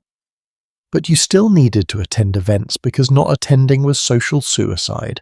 So you wore old dresses, and you had them altered, updated, retrimmed with new ribbons or lace to make them look different. Skilled seamstresses could take a dress from 5 years ago and make it look almost current. Almost. Anyone with a good eye could tell. The cut was slightly wrong, the fabric showed wear. The style was just a bit out of date. Some women became incredibly creative. They would buy one new dress and then copy its design to update their old dresses. They would swap dresses with friends in similar situations. If Lady Whatever had a blue gown she had worn to death in her social circle, and you had a green gown you had worn to death in yours, you could trade. Fresh dress for both of you, at least in your respective circles. It was resourceful. It was also humiliating. These were women whose mothers had never worn the same gown twice. Now they were trading dresses like teenagers swapping clothes. Men had it slightly easier because men's formal wear was more standardized and less subject to fashion changes. A good tailcoat could last for years if you maintained it carefully. But even here, there were telltale signs of poverty. Collars that had been turned and restitched when they wore out. Cuffs that showed too much wear. Shoes that had been resoled multiple times until the leather was thin. Gloves that were carefully mended where they had torn. Other aristocrats noticed these things. They were trained from childhood to notice details of dress and grooming. You could not fool them. And here is where the psychology gets really interesting. The shame was often worse than the actual poverty, because in some ways these families were not truly poor.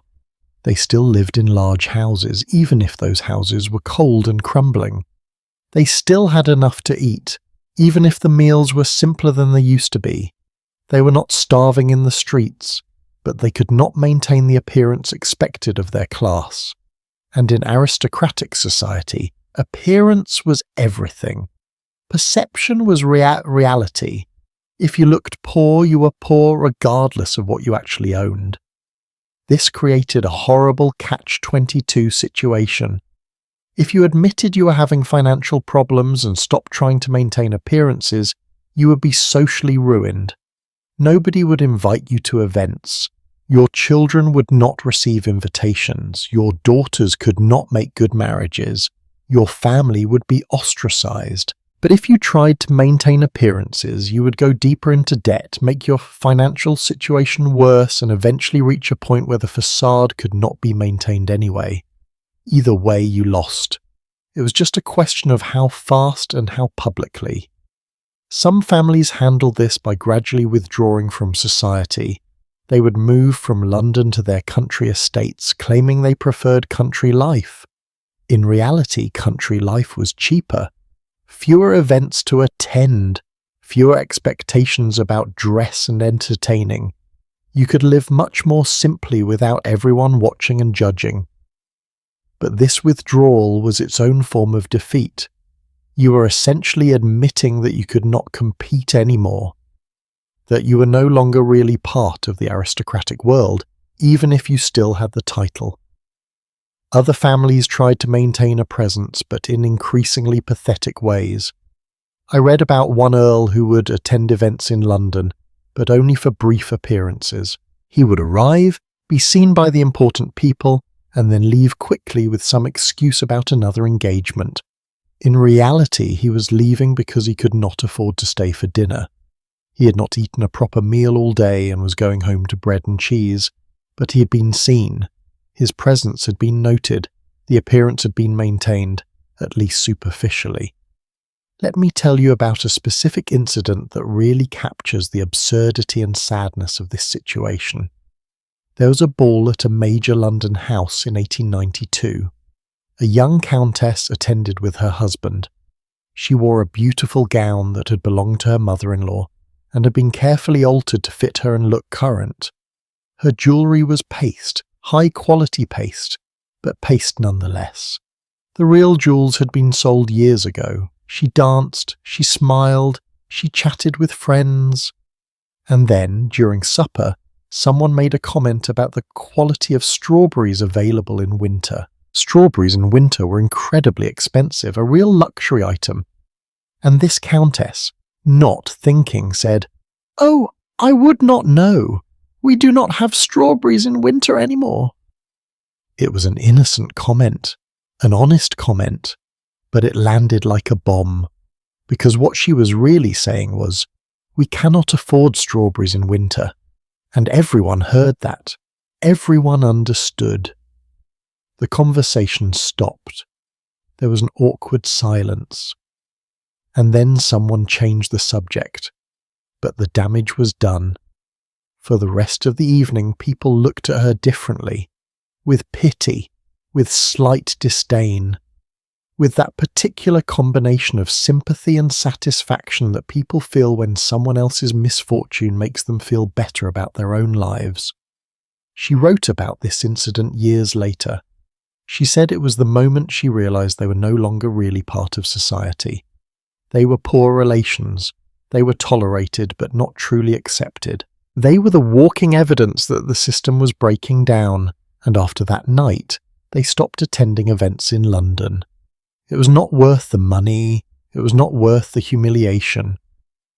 They retreated to their country estate and lived quietly, seeing only local people who did not know or care about high society standards. The children of these families often had it worse than their parents. The parents at least remembered better times. They had memories of when the family was secure, when they belonged without question. The children often grew up in this twilight world of genteel poverty, with no real memory of anything better. They knew their parents were titled, they knew they were supposedly important, but their lived experience was of cold houses, darned clothes, and constant warnings to be careful with money. These children often faced cruel treatment from their peers. Children are not subtle. If you showed up at school in an old coat, other children noticed and commented. If you could not afford to participate in activities that cost money, you were excluded and mocked, and the children of fallen aristocrats could not even properly explain their situation. They could not say, "My family used to be rich, but now we are poor." That would be betraying family secrets. So they just had to endure the mockery and exclusion in silence. Some of these children developed intense shame about their families and their situation. They grew up desperate to escape, to make their own money. to never be dependent on family wealth or status again. Others developed intense anger, a sense that the world had betrayed them, that they deserved the wealth and status their titles promised, but that economic forces had stolen from them. And some just developed a kind of resigned sadness, an acceptance that they were living in the ruins of something that used to be great but would never be great again. One particularly heartbreaking account I read was from a teenage boy whose family was in serious decline. He was the eldest son, which meant he would inherit the title and the estate. He wrote in his diary that he had nightmares about his inheritance. Not about not inheriting, but about inheriting. Because he knew that when his father died, he would become responsible for an estate that was falling apart, debts he could not pay, expectations he could not meet. He would inherit a disaster, and there was nothing he could do about it. He was trapped by the laws of primogeniture. The estate had to go to him. He could not refuse it. His future was a nightmare he could see coming but could not escape. Think about that for a moment. Your inheritance, the thing that is supposed to be a blessing, the reward for being born into a privileged family, is actually a curse. It is a burden that will crush you. And you are just counting down the days until it happens, powerless to change anything. That is not privilege. That is a prison. And yet, even in the midst of all this decline and despair, many of these families refuse to consider the one option that might actually have saved them: letting go, selling the estate, breaking the entail if possible, giving up the title, getting jobs, starting businesses, doing something, anything other than slowly sinking while trying to maintain appearances. Why?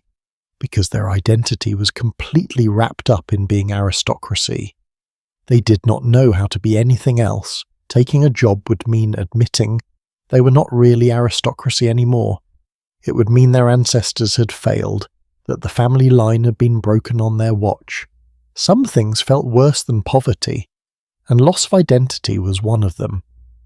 But as the 1890s turned into the 1900s, and as the financial pressure kept increasing, more and more families reached a point where they simply could not continue the charade anymore. The facade cracked, the pretense ended, and when it did, they had to figure out how to actually live, not as aristocrats maintaining appearances, but as people with no money trying to survive.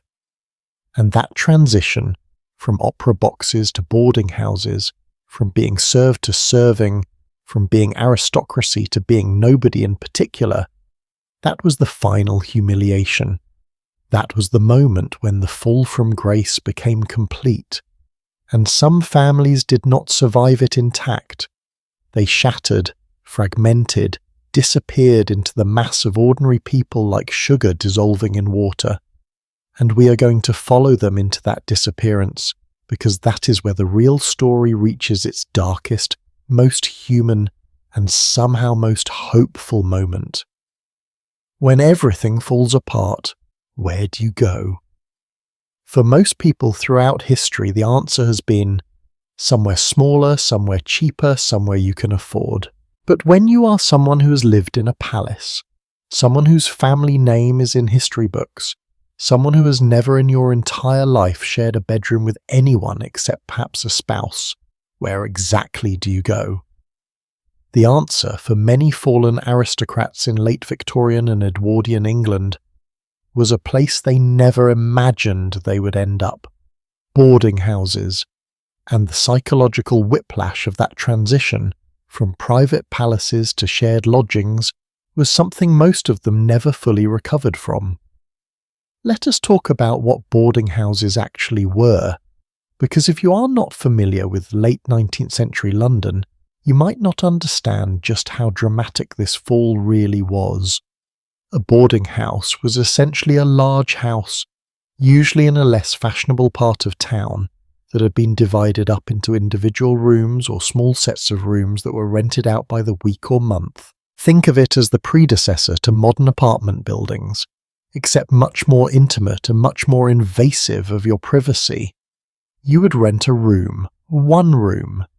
Sometimes, if you had a bit more money, you might rent a sitting room and a bedroom, If you were really fortunate, you might get a small bathroom, though this was rare. More commonly, you shared a bathroom with other lodgers. You shared the dining room, which served communal meals at set times. You shared the parlour, if there was one. You shared the hallways, the stairs, everything. The landlady who owned and ran the house had rules, strict rules, when you could come and go, when meals were served, what behaviour was acceptable. You were living in someone else's house, following someone else's rules, surrounded by strangers. Now imagine being someone who grew up in a house with 80 rooms, where you had a bedroom, a dressing room, a private sitting room, where servants brought you meals when you wanted them, where you wanted them, where you could wander through rooms and corridors and not see another soul for hours if you chose, where privacy was absolute and solitude was a given.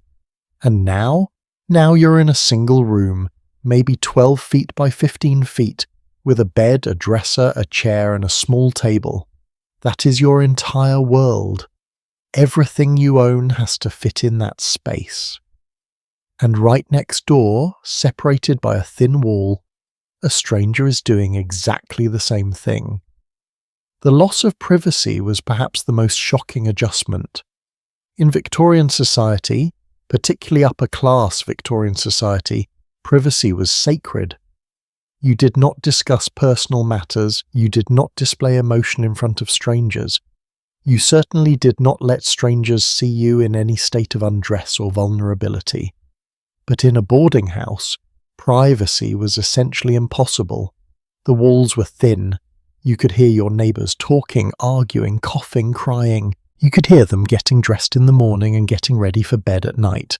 You could hear absolutely everything, and they could hear you. There was no escape, no refuge, no private space to just be yourself without performance or pretense. Let me share a specific account that really brings this home. There was a woman, the daughter of a baron, whose family lost everything. The estate was sold to pay debts. Her father died, broken and humiliated. Her mother died shortly after, possibly from sheer despair. And she, at 28 years old, found herself alone with almost no money. She had no job skills. She had no wealthy relatives who could or would help her. She had a small annual income, maybe £80 a year, from a trust her grandfather had set up. £80 a year. That is about £1, 10 shillings a week. You could not rent even a modest apartment on that. You could barely afford a room in a decent boarding house. She found a boarding house in Bloomsbury, which was respectable enough, but definitely not fashionable. Her room was on the 3rd floor. It was small. It had one window that looked out onto a brick wall. The furniture was cheap and worn, but it was clean, and the landlady seemed decent, and it was all she could afford. She moved in with one trunk containing everything she owned. Everything. Clothes, books, a few small mementos of her old life.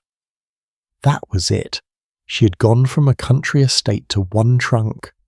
She wrote in letters to a friend who fortunately kept those letters about the absolute strangeness of her new existence.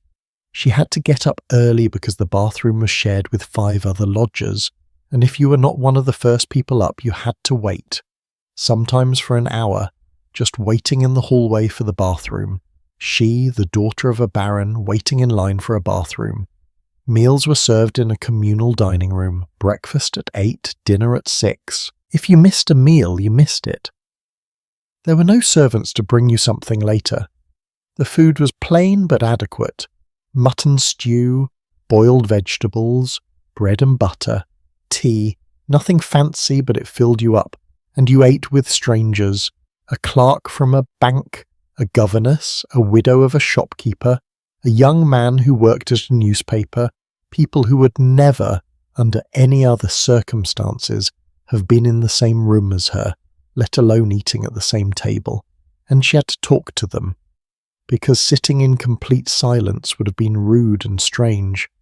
So she made conversation about the weather, about things in the news, about nothing particularly interesting, and she had to hide who she really was, because if people knew she was the daughter of a baron, If they knew her family had once owned thousands of acres, it would have created an awkward dynamic. Some would have been sympathetic, others would have been contemptuous. Most would have been curious in an invasive way. So she told people her father had been a gentleman who had died, leaving her with a small income. Vague, true, but incomplete. And she kept her past to herself. The loneliness, she wrote, was almost unbearable. Not the loneliness of being alone, she was surrounded by people, but the loneliness of having no one to talk to honestly, no one who understood where she came from or what she had lost, no one she could trust with her real identity or her real feelings. She was performing a role every minute she was outside her room, the role of a respectable woman of modest means, pleasant but not too friendly, polite but not familiar.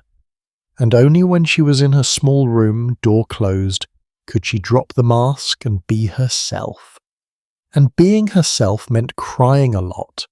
She was not allowed to stay in her room during the day except on Sundays. This was a common rule in boarding houses. The landlady wanted lodgers out of the house during the day so she could clean the rooms. So every day, unless it was absolutely pouring rain, the lodgers had to leave. From 10 in the morning until 4 in the afternoon, you had to be elsewhere. Where? Walking in parks, sitting in libraries, window shopping, anything free, because most of these people could not afford to actually do anything that cost money. So there was this strange population of genteel poor people just wandering around London during the day, killing time until they could go back to their rented rooms. And in winter? In winter, this rule was torture. London in winter is cold and damp and miserable, and you had to be outside walking around for 6 hours. You would go to a public library and sit there as long as possible reading newspapers you did not care about, just to be warm. But libraries had rules too. You could not stay indefinitely, so you would have to leave and walk some more. Your feet would get soaked, your hands would go numb, and you could not even go into a tea shop to warm up because that cost money. A cup of tea might be 4p, and 4p was a significant portion of your daily budget. So you just walked and walked, counting the minutes until you could return to your cold room and at least be inside. Let me tell you about another dimension of boarding house life that was particularly difficult: the neighbours. You had no control over who lived next door to you, and boarding houses attracted all sorts of people. Some were perfectly respectable, but others, not so much. In the cheaper boarding houses, the ones fallen aristocrats could afford, you might have prostitutes living down the hall, you might have petty criminals, you might have people with drinking problems who came home drunk and loud at 2 in the morning, you might have people with untreated mental illnesses who screamed or ranted or behaved in frightening ways, and you could not complain too much because complaining might draw attention to yourself. It might create conflict with the landlady who might ask you to leave. Finding a new boarding house was difficult and stressful. Moving was expensive, so you endured. You put pillows over your head to muffle the noise. You ignored the fights and the crying and the disturbing sounds. You pretended everything was fine and hoped none of it would directly impact you. One account I read described a woman, the widow of an earl, who ended up in a boarding house in a fairly rough part of London. Her husband had left her almost nothing. The estate was so encumbered with debt that when he died, it all went to creditors. She had no family, no friends who could help, no skills, just a small pension from the estate, maybe £100 a year. She was in her 50s, exhausted and defeated. She took a room in a boarding house where the lodgers were distinctly working class, labourers, shopgirls, people who worked with their hands, and they knew, somehow they sensed, that she was different. Her accent gave her away, the way she held herself, the way she spoke, and they were not kind about it. They mocked her. They called her "your ladyship" sarcastically. They laughed when she did not know how to do basic things like wash her own clothes or cook a simple meal. She had lived her entire life with servants doing everything. Now she was expected to manage herself, and she did not know how, and her neighbours found her helplessness hilarious. She lasted 6 months in that boarding house before she moved to a different one, slightly more expensive but more respectable. But even there she was an oddity, a mystery. People sensed she did not belong, but they could not quite figure out who she really was, and she never told them. She lived out her remaining years in quiet desperation, dying in her boarding house room at 62, essentially alone. The obituary in the newspaper was 2 lines. Countess of name, widow of the late Earl, died Tuesday, funeral private. That was all. A woman whose wedding had been covered by every major newspaper, whose social activities were once reported in society columns, reduced to 2 lines. Now let us talk about the economics of boarding house living, because this is important to understand why people ended up there and why they could not easily get out. A decent boarding house in London in the 1890s might charge £1 per week for a room with 2 meals included. That is about £52 a year. If you had an income of £100 a year, which was common for fallen aristocrats with small trust funds, that left you £48 for everything else. Clothes, medical expenses, transport, any meals beyond what the boarding house provided, absolutely everything. £48 a year is less than £1 a week, less than 20 shillings. For your entire life beyond room and meals. Do you understand how tight that is? A new dress might cost £2. You cannot afford a new dress. You repair your old ones until they literally fall apart. A doctor's visit might cost 5 shillings. You do not go to the doctor unless you are dying. You just cannot afford it. Books, entertainment, anything that brings joy, forget it. You're not living. You're just surviving barely. And here is the psychological trap. You are too proud to take many jobs that you could actually get, but you have no skills for the jobs you might consider acceptable. Governessing, teaching, being a lady's companion, these were the only jobs considered vaguely acceptable for a gentlewoman. But by the 1890s, these positions were flooded with applicants. Hundreds of women, many from the same falling aristocrat background, competing for the same few positions, and even if you got one, the pay was terrible. A governess might make £30 a year plus room and board. A lady's companion might make even less. So many women just gave up trying to work and lived on their tiny incomes in their boarding houses, doing nothing, going nowhere, just existing day after day in this strange limbo between their past lives and whatever might come next. The boredom alone must have been crushing. When you have been raised to run a large household, to organise social events, to engage in charity work, to be busy and purposeful, and suddenly you have nothing to do and no way to do anything even if you wanted to, what happens to your mind? Your sense of self? I read one particularly haunting account from a woman who wrote that she spent hours every day just staring out her window at the brick wall opposite, not thinking about anything in particular, not planning or remembering, just staring.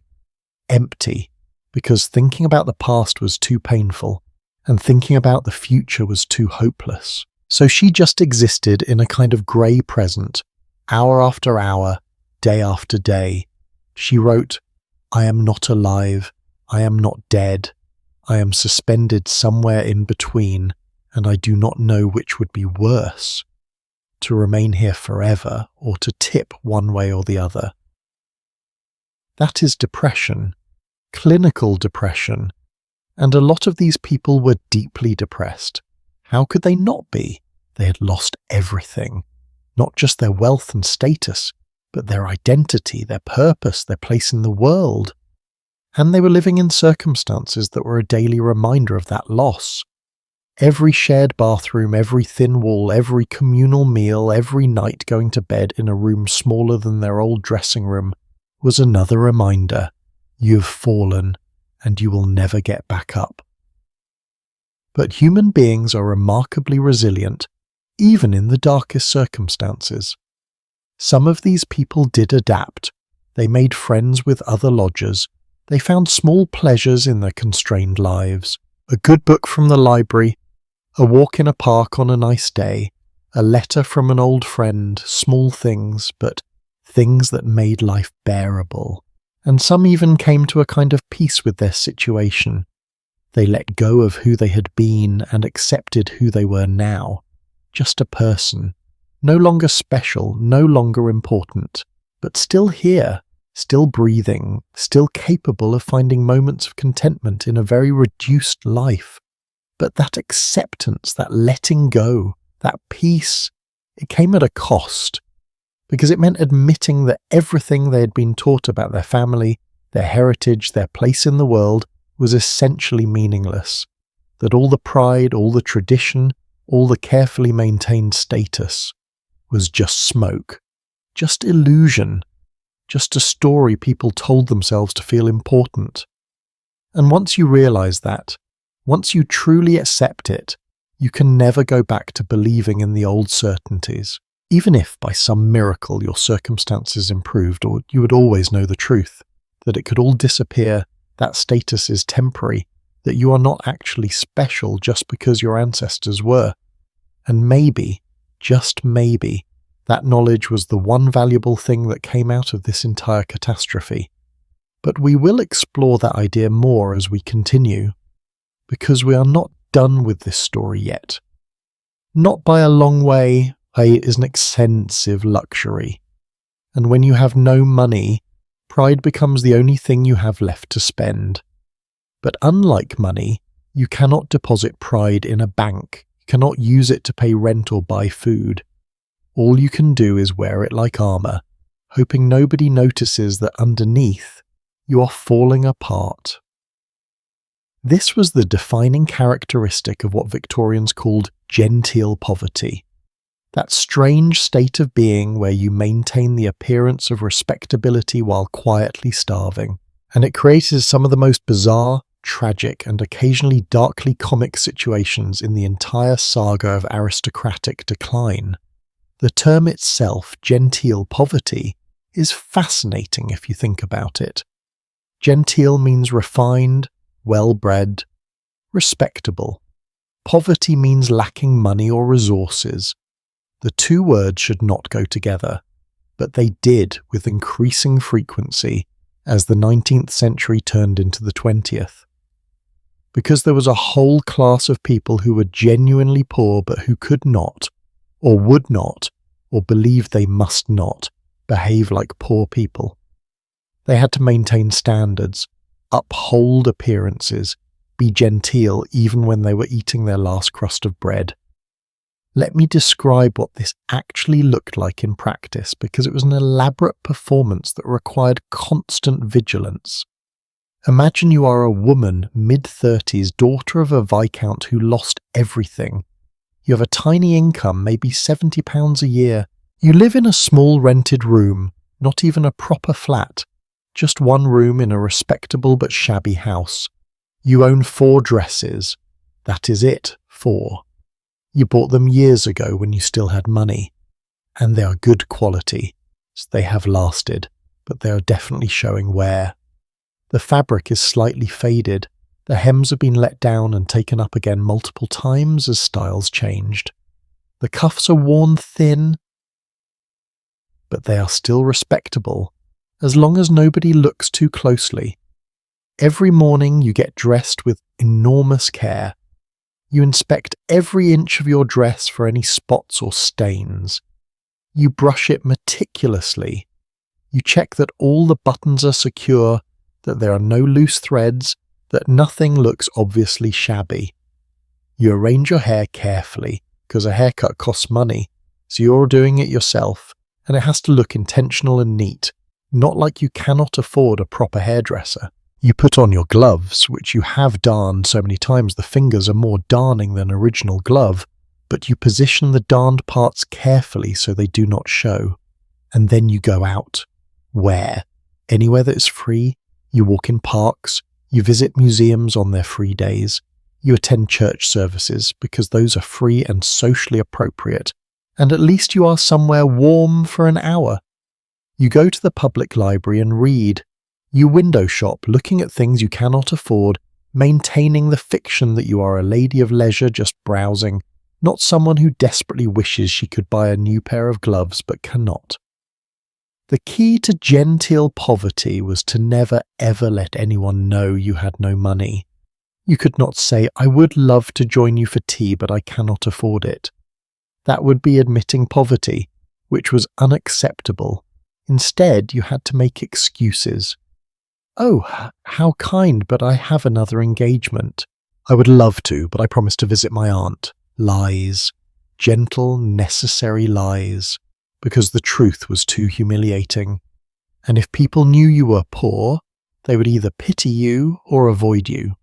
And both outcomes were unacceptable. Let me tell you about a specific woman I read about in a social history of this period. She was the daughter of a baronet. Her father had been a spendthrift, ran through the family fortune and died leaving debts. Her mother had died years earlier. She had 3 brothers, but they were in the same situation, struggling themselves, no help to give. She was left with an annuity of £60 a year from a distant relative who took pity on her. £60, that is about £1, 3 shillings a week. She lived in a single room in a neighbourhood that was respectable but declining. Her room cost her 15 shillings a week, which included breakfast and dinner but not lunch.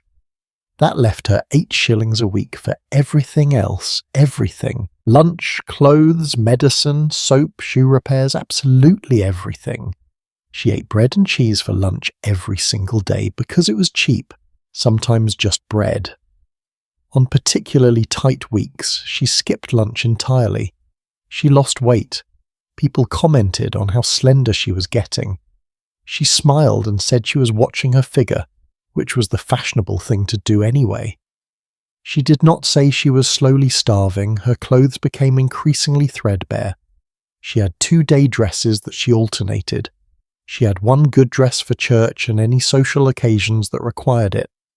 She washed and mended these clothes herself, which she had never done before in her life. She had always had a lady's maid. Now she was her own maid. She learned to be very, very good at mending because she had to be. A torn seam was not a reason to buy a new dress. It was a challenge to fix invisibly. Winter was the worst. Her room was unheated, except for a small fireplace, and coal cost money.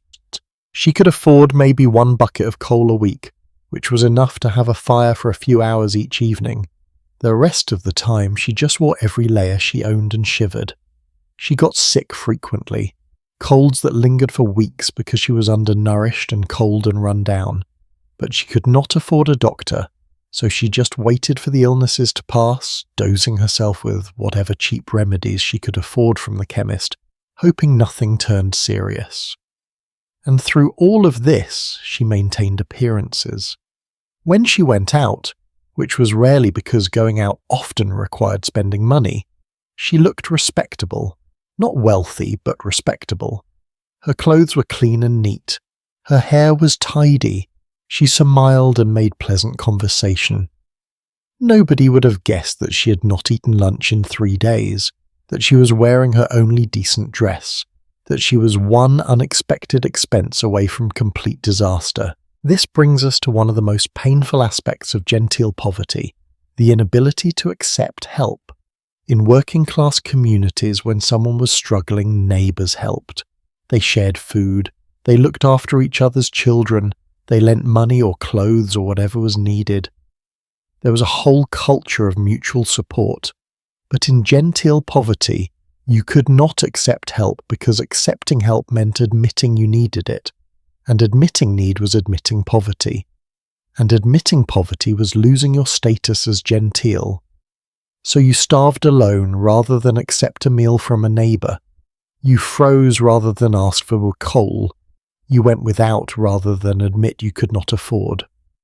There is a heartbreaking account I found from a woman who wrote anonymously to a charitable society describing her situation. She was the widow of an army officer. He had left her a small pension, £35 a year. That was it. She could not work, she explained, because she had no skills. And anyway, working would lower her social standing to the point where she would be completely ostracised from the few remaining friends she had. Those friends were her only connection to her old life. Losing them would be losing herself entirely. She described how she rationed her food, how she bought the cheapest cuts of meat and made them last days by adding lots of vegetables and bread to make stews, how she reused tea leaves multiple times until they barely coloured the water, how she went to bed early in winter to save on candles, how she had sold everything of value she owned, piece by piece, until all that remained were a few items too worthless to sell or too sentimentally important to part with. And then she described the really devastating part, the social obligations. Because she was still, technically, part of Gentile society, she still got invited to things, not often, but occasionally. A wedding, a christening, events she could not decline without seeming rude, and these events required gifts. A wedding gift might cost £1 or more. That was almost 3 weeks of her food budget. But if she did not give an appropriate gift, people would talk. They would know she was poor, so she gave the gift, ate even less for 3 weeks and maintained the appearance. She wrote to the charity asking if there was any help available for someone in her situation. Not asking for money, because asking for money would be too direct, too undignified, but asking if perhaps there were positions available as a lady's companion, or if the charity knew of any respectable way she could supplement her income without damaging her social standing. The charity wrote back saying they had nothing for her. They helped working-class poor, not genteel poor, and besides, if she truly was respectable, she must have family who could help her. The fact that she did not, they implied, suggested something was wrong with her. Maybe she was not actually from a respectable family. Maybe she was exaggerating her circumstances. She never wrote to them again. I do not know what happened to her. She disappeared from the records, which probably means she ended up in a workhouse or died quietly somewhere with nobody noticing. Because that is what happened to people who fell through the cracks of the system. They just disappeared. Now let us talk about employment, because this is where gentile poverty created some really interesting social dynamics. There were only a handful of jobs considered acceptable for women of good breeding. Governessing was the main one. A governess was essentially a live-in teacher for wealthy children. You taught them languages, music, basic academics. You lived with the family, ate with children, had your own room. The pay was terrible, usually between £20 and £40 a year. But at least you had room and board included, which meant your money could be saved or used for personal expenses. The problem was, by the 1890s, there were far more women wanting to be governesses than there were positions available.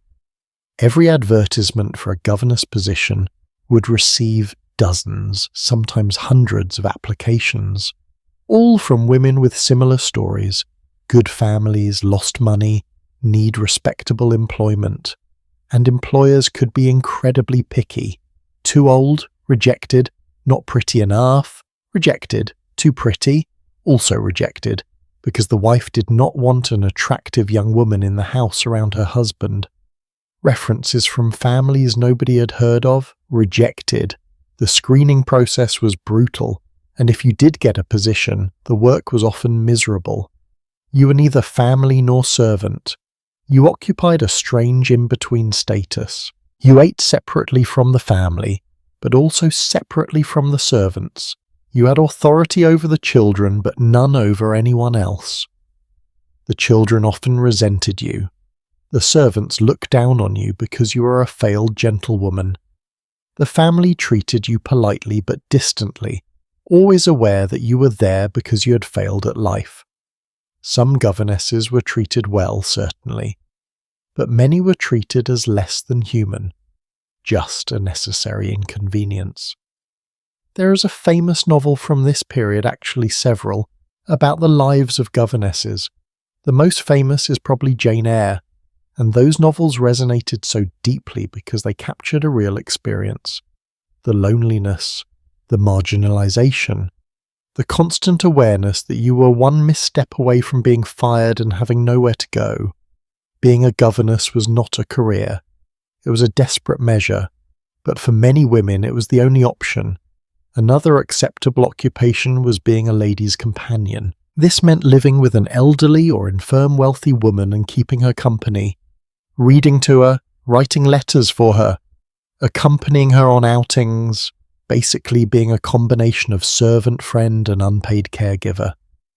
The pay was even worse than governessing, maybe £15 to £25 a year, but again, room and board were included, and the work was less demanding, at least physically. The downside: you had no life of your own. You were on call essentially 24 hours a day. If your employer wanted you at 2 a.m, you went. If she decided to travel, you travelled with her. If she had mood swings or was cruel or just unpleasant to be around, you endured it, because you had nowhere else to go. You were trapped by your need for the position. And here is something that might surprise you.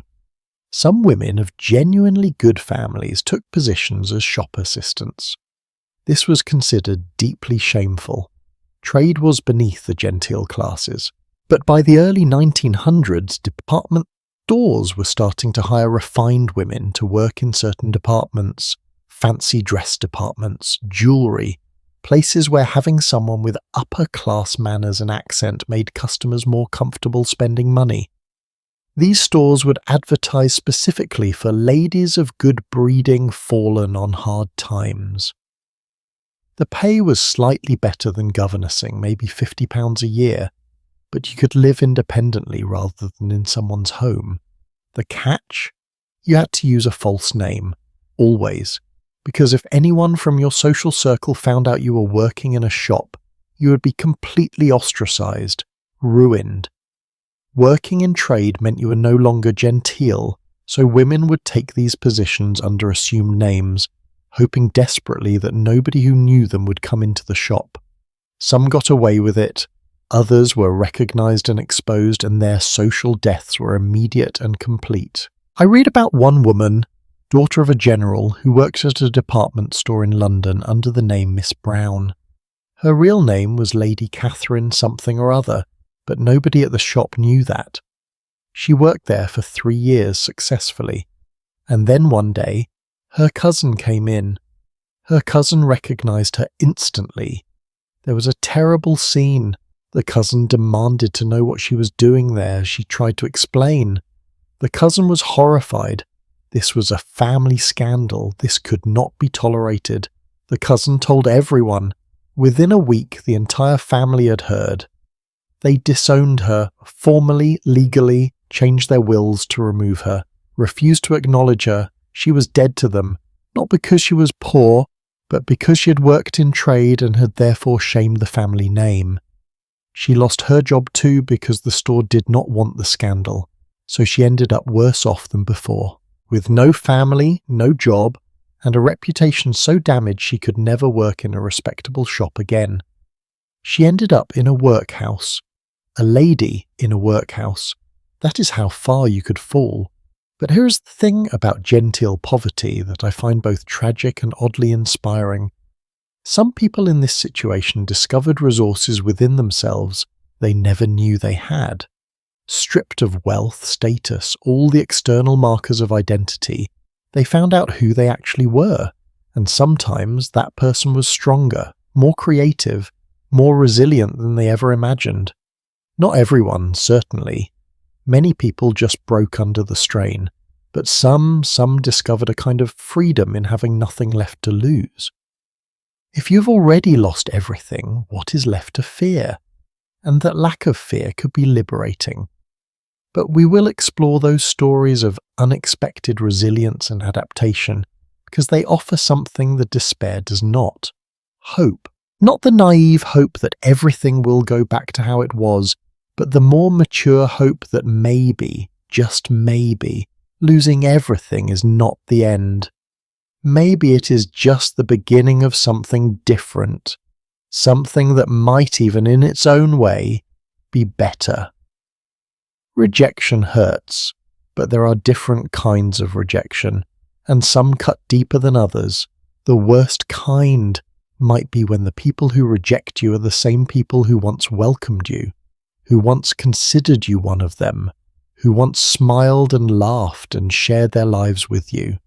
And then, because your circumstances changed, they turn away.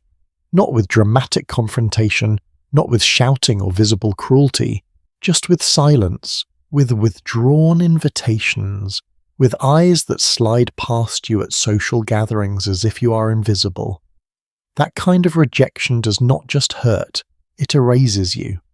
And for fallen aristocrats in late Victorian England, being erased by society was often worse than being poor. Human beings are social creatures. We need connection, community, a sense of belonging. This is true for everyone, but it was especially true for the aristocracy, whose entire identity was wrapped up in being part of an exclusive social world. When you spent your whole life attending balls, dinner parties, country house weekends, opera performances, when your calendar was full of social engagements and your life revolved around seeing and being seen, what happened when the invitations stopped coming? When your so-called friends suddenly became very busy whenever you tried to visit? When you realized that you had been quietly, efficiently, completely cut out of the only world you had ever known? Let me tell you what that looked like in practice, because the mechanisms of social ostracism were subtle but devastating. It started gradually. When you first began having financial problems, people were sympathetic. "Oh, how awful," they would say. "We are so sorry to hear about your difficulties. If there is anything we can do," offers of vague help that never materialized into actual assistance. But you were still invited to things, maybe not as often, maybe not to the really important events, but still included, still part of the circle. Then, as your situation worsened, as it became clear this was not a temporary setback but a permanent decline, the invitations started thinning out. You were invited to tea but not to dinner, to small gatherings but not to major balls.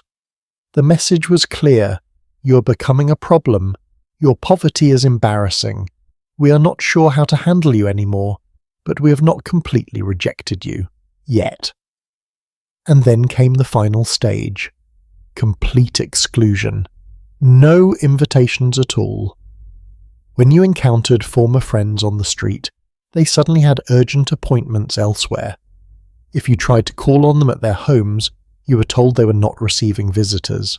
If you wrote letters, you received brief, polite responses that said nothing and invited nothing.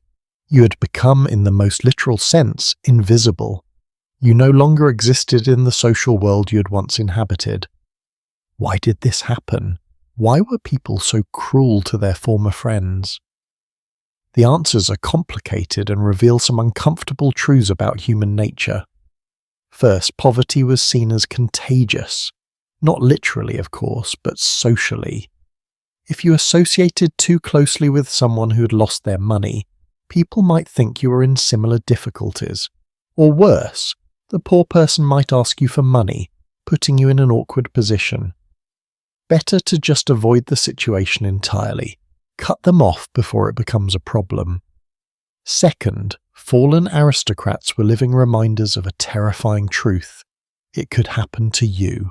When your friend, someone from a family as old and prestigious as yours, someone who seemed as secure as you feel, suddenly loses everything, that is frightening. It suggests the world is not as stable as you thought, that your own position might not be as secure. People do not like being reminded of their vulnerability, so they push away the reminder, out of sight, out of mind. Third, and this is the darkest reason, there was an element of satisfaction in watching others fall. Not everyone felt this way, certainly, but some did. Some people took a perverse pleasure in the misfortunes of others, especially others who had been wealthier or more important than themselves.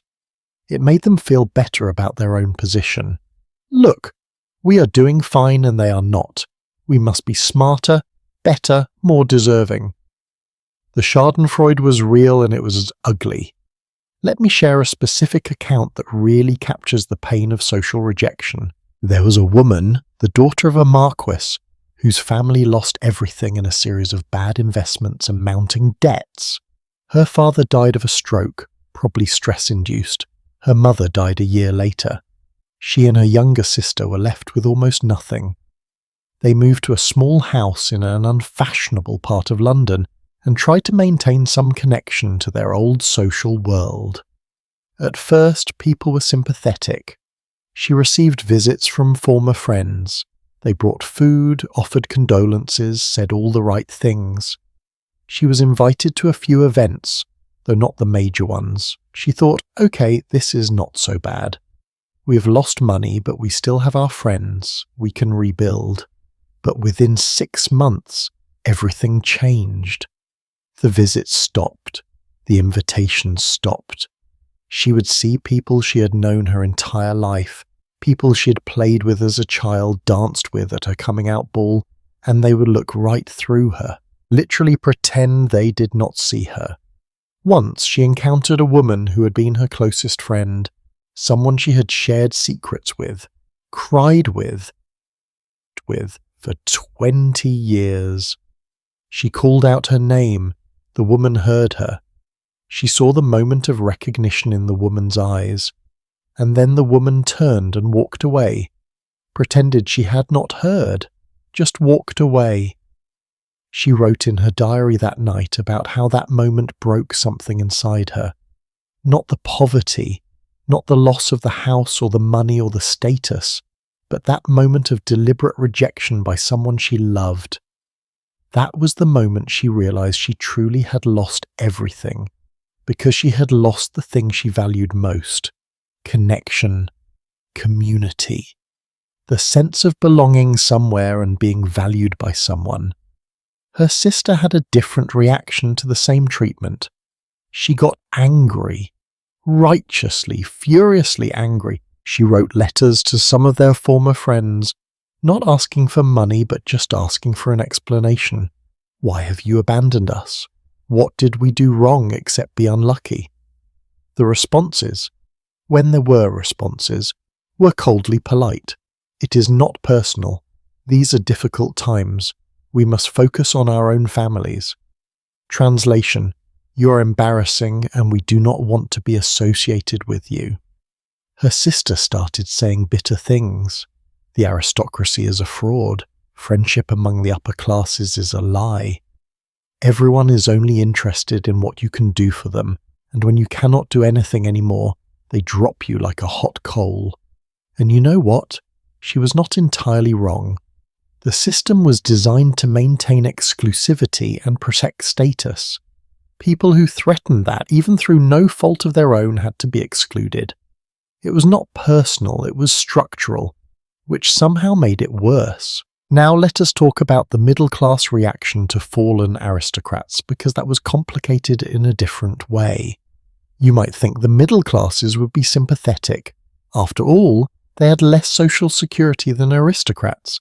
They understood what it meant to struggle, but in fact many middle-class people were not sympathetic at all. They were contemptuous. Why? Several reasons. First, class resentment. The aristocracy had looked down on the middle classes for generations, called them vulgar, excluded them from the best social circles, made them feel inferior. Now the tables were turned, and some middle-class people enjoyed the reversal.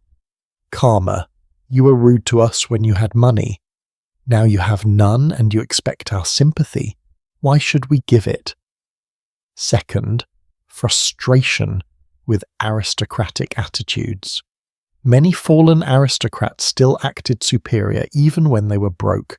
They still refused to do certain kinds of work. They still insisted on maintaining appearances. They still looked down on trade and industry. Middle-class people who worked hard for their money found this infuriating. You're too proud to work but not too proud to be poor. That is not pride. That is foolishness. Get a job like everyone else. Third, a sense that aristocrats were getting what they deserved. The middle classes saw aristocratic wealth as unearned, inherited, not the result of hard work or talent, but just luck of birth. So when aristocrats lost that unearned wealth, many middle-class people thought, good. Now they understand what the rest of us deal with. Now they know what it means to actually have to work for a living. Maybe they will develop some humility. This meant that fallen aristocrats were rejected by both the upper and middle classes, too poor for the upper class, too proud for the middle class. They existed in a social no man's land, belonging nowhere, accepted by no one. And this isolation was psychologically devastating. There is a term in sociology, anomie. It means a state of normlessness, where you do not fit into any social category, where the usual rules and structures do not apply to you. You are floating, untethered, with no clear place in the social order. And humans are not built for that. We need structure. We need to know where we fit. When we do not, we suffer. Anxiety, depression, a sense of meaninglessness, all symptoms of anomie. And fallen aristocrats experienced anomie at levels most people never have to deal with. Let me give you a specific example of how this isolation played out in daily life. There was a man, a younger son of an earl, who had always relied on his family connections to get by. He had never worked because younger sons of earls did not work. They lived on allowances from their families and expected to be taken care of. But when the family fortune collapsed, his allowance stopped. Suddenly, at age 35, he had to figure out how to support himself. He had no skills, no work experience, no education beyond the classical learning appropriate to a gentleman, which was useless in the job market. He tried to use his social connections to find a position, something in government perhaps, or a sinecure somewhere, one of those cushy jobs that paid well for doing little, traditionally reserved for younger sons of good families. But his connections, his supposed friends, all made excuses, nothing available right now. Times are tight. We will keep you in mind. Translation, we do not want to help you because helping you might cost us something and we get nothing in return. He started attending his gentleman's club, one of those exclusive London clubs where aristocratic men gathered to drink, read newspapers and network. But the atmosphere changed when he walked in. Conversations stopped.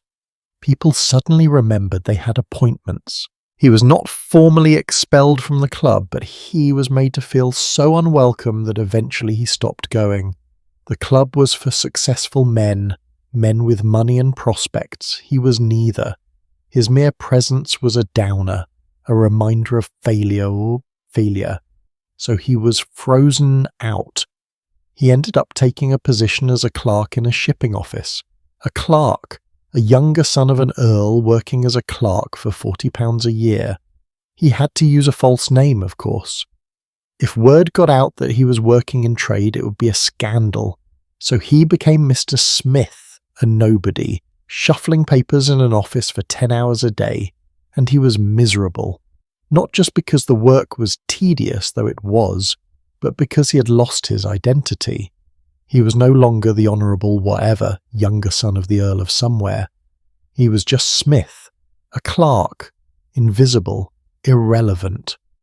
He started drinking, not socially, not in moderation, but seriously drinking, trying to numb the pain of his situation. Within 2 years, he'd been fired for showing up to work drunk.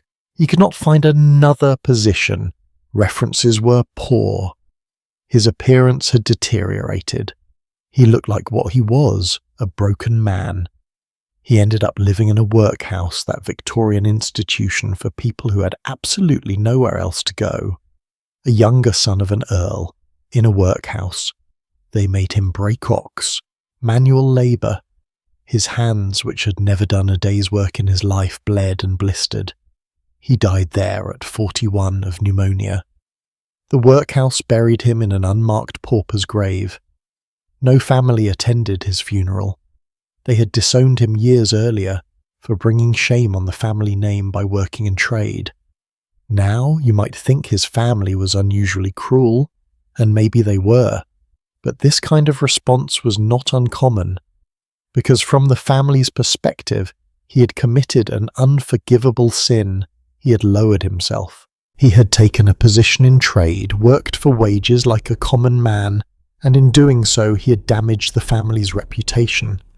His poverty was unfortunate, but his decision to work in trade was a choice and a wrong choice.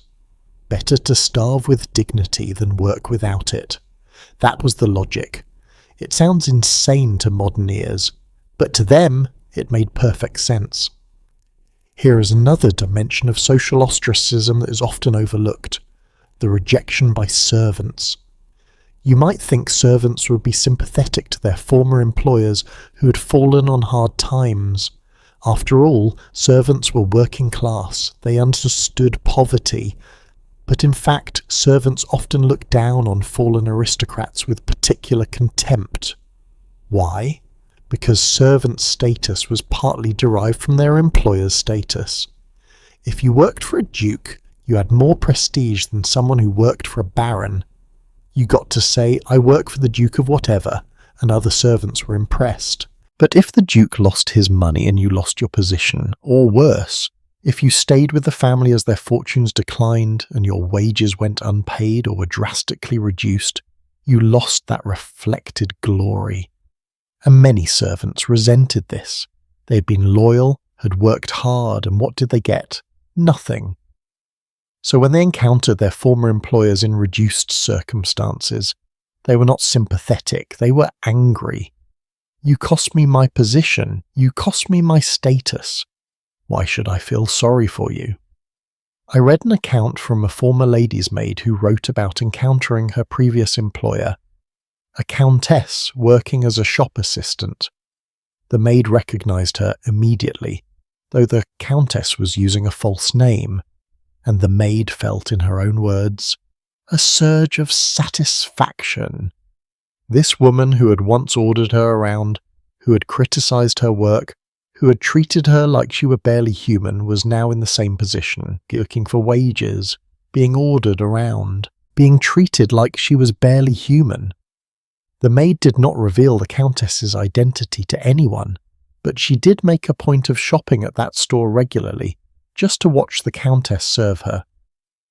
The power dynamic had reversed, and the maid enjoyed it. Is that cruel? Maybe, but it is also human.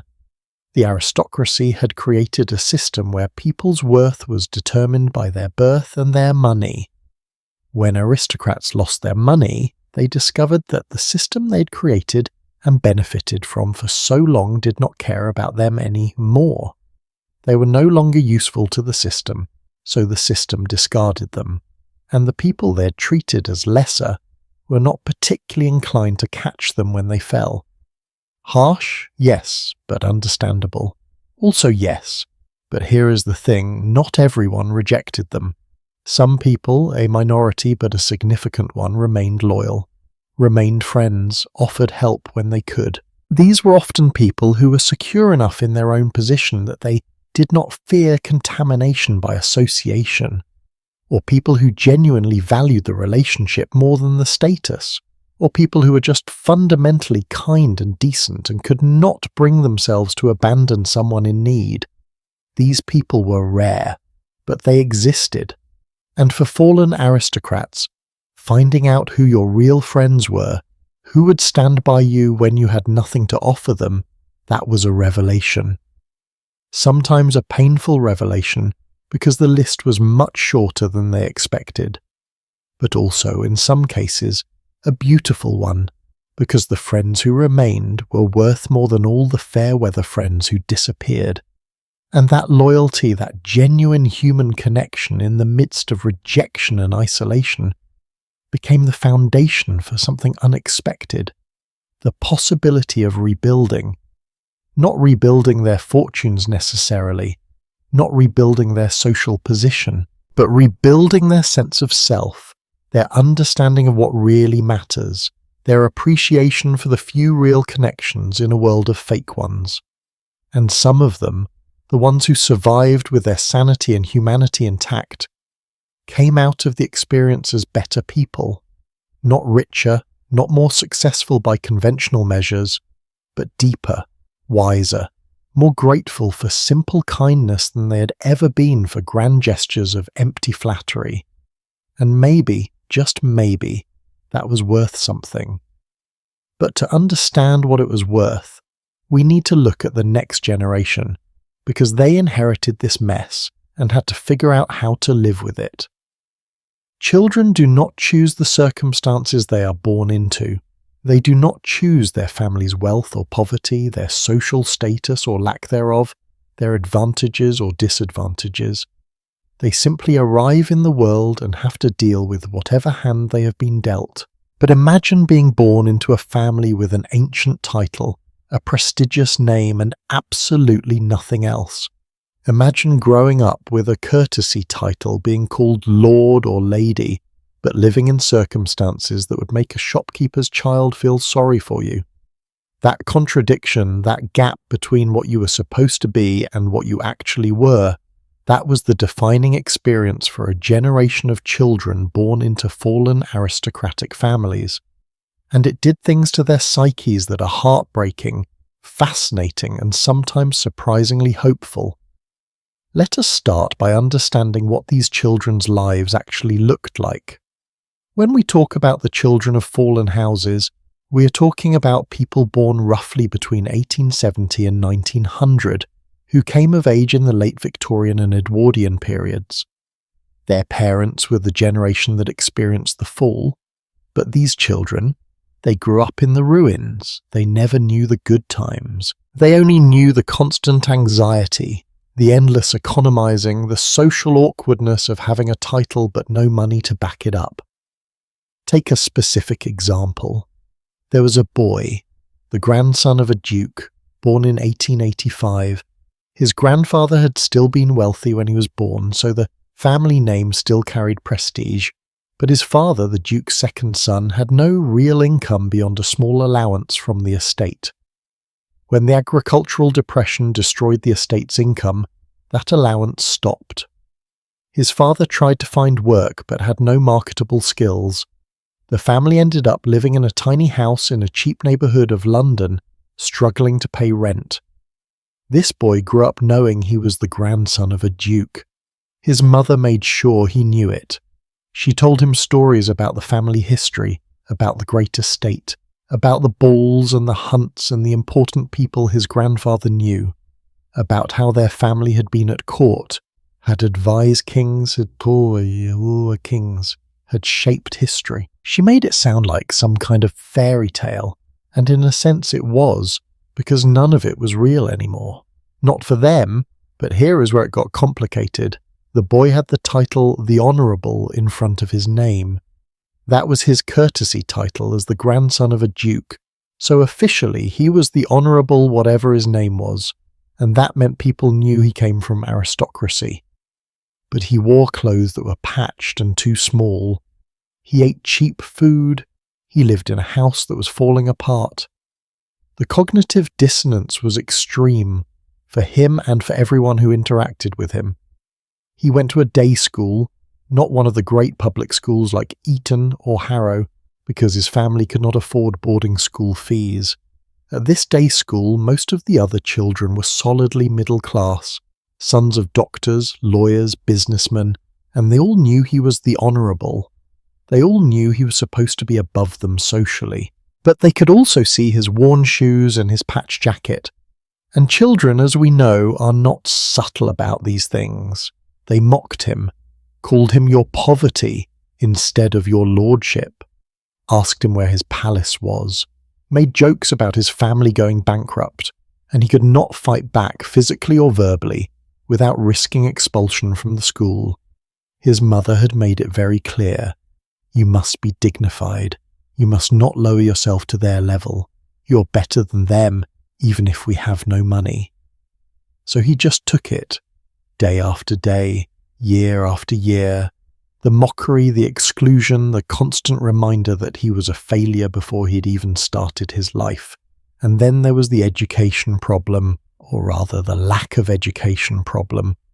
Aristocratic families, even fallen ones, often still believed that a classical education was all a gentleman needed. Latin, Greek, a bit of history and literature. Practical skills, job training, those were for tradesmen. A gentleman did not need to know how to do anything specific, he just needed to be cultured and refined. But by the 1890s, this attitude was completely out of touch with reality. The world had changed. If you did not have money, you needed skills. You needed to be able to do something that someone would pay you for. Classical education was beautiful but useless in the job market. You could recite Homer in the original Greek, but that did not help you get a position in a bank or a law firm or an engineering company. Those jobs required specific training, apprenticeships, certifications, things that cost money and that aristocratic families often refused to invest in because they still believed that training for trade was beneath them. So these children grew up with an education that prepared them for a life that no longer existed. They were trained to be gentlemen of leisure, but leisure requires money. Without money, those skills were worthless. And by the time they realized this, it was often too late. They were in their 20s, with no practical skills, no work experience, no prospects, trapped between a world they were no longer part of and a world they had never been taught how to enter. Let me tell you about one young woman who really exemplifies this tragedy. She was the daughter of a viscount born in 1890. Her father had lost most of the family fortune through a combination of bad investments and agricultural losses. They lived in 3 rooms in an unfashionable part of London, but her mother was absolutely determined that she would have a proper upbringing.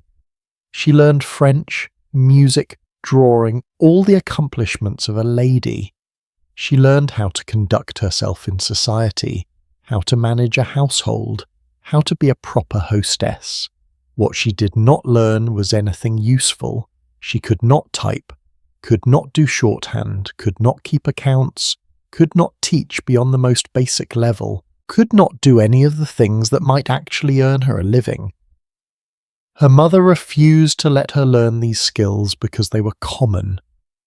A viscount's daughter did not learn to type.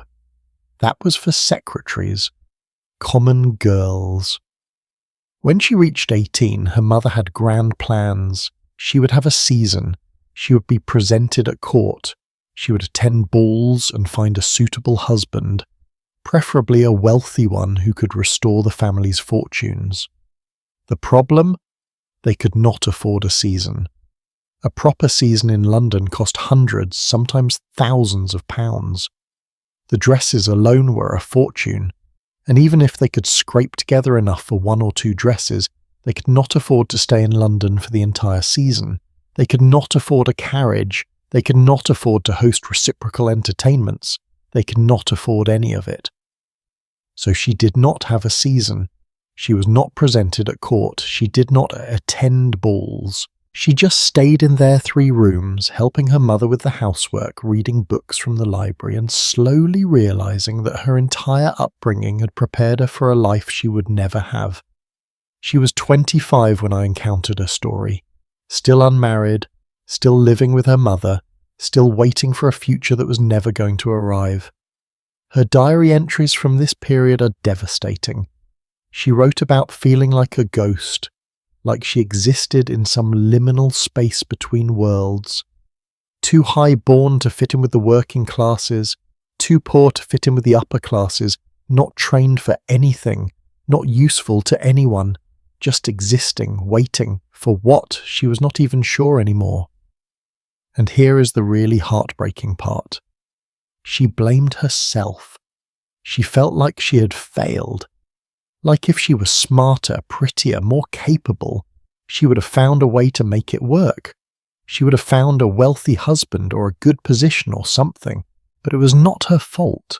She'd been set up to fail by a system that refused to adapt, by parents who prepared her for a world that no longer existed. She was a victim of circumstances, but she spent her whole life feeling like a failure. Now, not all children of fallen houses had such tragic stories. Some adapted, some figured it out, but the path to adaptation was difficult and often required them to completely reject everything their parents had taught them. To say essentially, your values are wrong, your expectations are unrealistic. I am going to do what I need to do to survive, and if that shames the family, so be it. There was a young man, second son of an earl, born in 1888. His father had lost everything. The estate was gone, the family was living on scraps, and this young man looked at his situation and made a decision. He was going to Australia. Australia at that time was seen by the British upper classes as the absolute end of the world, a wild, uncivilized place where convicts were sent. Going to Australia voluntarily? For an aristocrat? Unthinkable, but he went. He was 19 years old, he worked his passage on a ship, doing manual labour, something no son of an earl had probably done in generations. He arrived in Australia with basically nothing, and he worked. Hard physical labour. He worked on sheep stations, he learned to shear sheep, mend fences, ride horses in ways his fancy English riding lessons had never taught him. He lived in rough conditions. He got sunburned and calloused and lean. He became essentially a completely different person. And you know what? He loved it. He wrote letters home, which his mother saved, and they are fascinating. He wrote about how freeing it was to be just another worker. Nobody in Australia cared that he was the son of an earl. Nobody cared about his title or his family history. They cared about whether he could do the work. And he could. He was good at it. He earned respect based on his abilities. Not his birth. For the first time in his life, he felt like he was actually worth something, not because of who his ancestors were, but because of what he himself could do. Within 10 years, he had saved enough money to buy his own small property. Nothing grand, a modest sheep farm, but it was his. He married an Australian woman, daughter of a farmer. His mother was horrified when she found out, but he did not care. He was happy. He had built a life for himself, and while he never became wealthy by British aristocratic standards, he was comfortable, respected in his community, and content in a way his father, trapped by pride and useless traditions, never was. But going to Australia or America or anywhere far away, that was not an option for most children of fallen houses. Most of them were trapped in England, trapped by family obligations or lack of resources, or simple inability to imagine a different life. And for these children, the path forward was much harder. Let us talk about the daughters specifically, because their situation was especially difficult. Sons at least had some options, even if those options required them to overcome enormous social prejudices. They could theoretically go into business, or join the military, or become professionals. Daughters? Daughters had almost no acceptable options. They could not inherit titles or estates. They could not go into most professions. Their only real hope was marriage. And marriage required either money for a dowry or exceptional beauty and charm. If you had neither, you were stuck. And many daughters of fallen houses had neither. Their families could not provide dowries. And growing up in poverty, with inadequate nutrition, no access to fashionable clothes or hairdressers, no opportunity to develop social graces in actual social situations, many of these girls were not conventionally attractive marriage prospects. Not because they were inherently unattractive, but because they lacked the polish, the presentation, the confidence that came from being properly brought up. So what happened to them? Many became governesses or ladies' companions, jobs we discussed earlier. But remember, these jobs were miserable and poorly paid. Others just stayed home, caring for aging parents, never marrying, never having lives of their own. These women, and there were thousands of them, just disappeared. They lived quiet, constrained lives in small rooms and cheap houses. They attended church, maybe did some charity work if they could afford it, read library books and waited to die. That sounds melodramatic, but it is accurate. They had no prospects, nothing to look forward to. They were just killing time until time killed them. One woman I read about, daughter of a baron, never married. She lived with her mother until her mother died when she was 45. Then she lived alone in a single room for another 30 years. She supported herself with a tiny trust fund income. She had no friends, or at least none who remained in contact. She attended church every Sunday and volunteered at a local hospital, which was the extent of her social life. When she died at 75, she left no will because she had nothing to leave. The landlord cleared out her room and found it almost empty. A few clothes, a few books, a box of letters from her childhood, from friends who had moved on with their lives and forgotten her. That was it. That was all that remained of Baron's daughter, a box of old letters nobody would ever read. Now, you might be thinking, surely some of these children rejected the whole system. Surely some of them said, this is absurd, the aristocracy is finished. I am going to become a socialist or an anarchist or something and fight against this stupid class system that destroyed my family. And yes, some did. There was a small but significant number of fallen aristocrats who became radical political activists, precisely because they had seen the system from both sides and understood how broken it was. But most did not.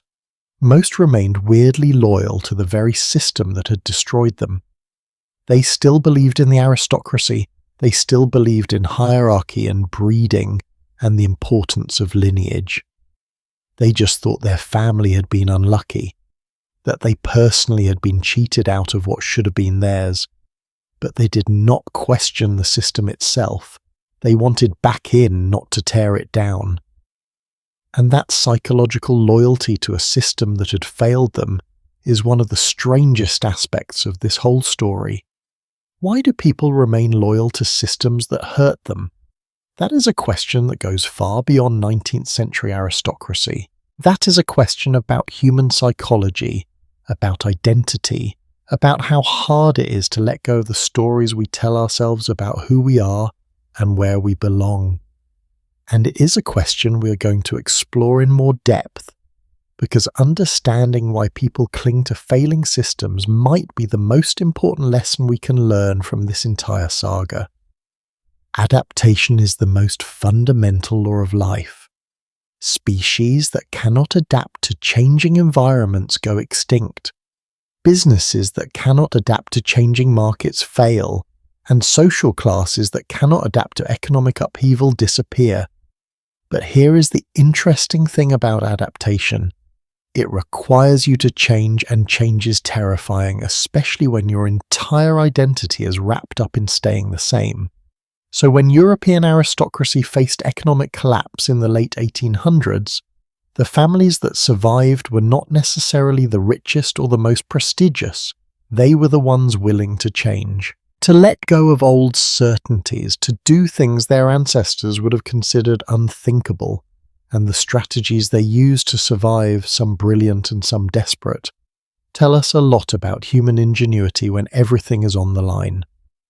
Let us be clear about what we mean by survival here. We are not talking about survival in the sense of not starving, though for some families that was a real concern.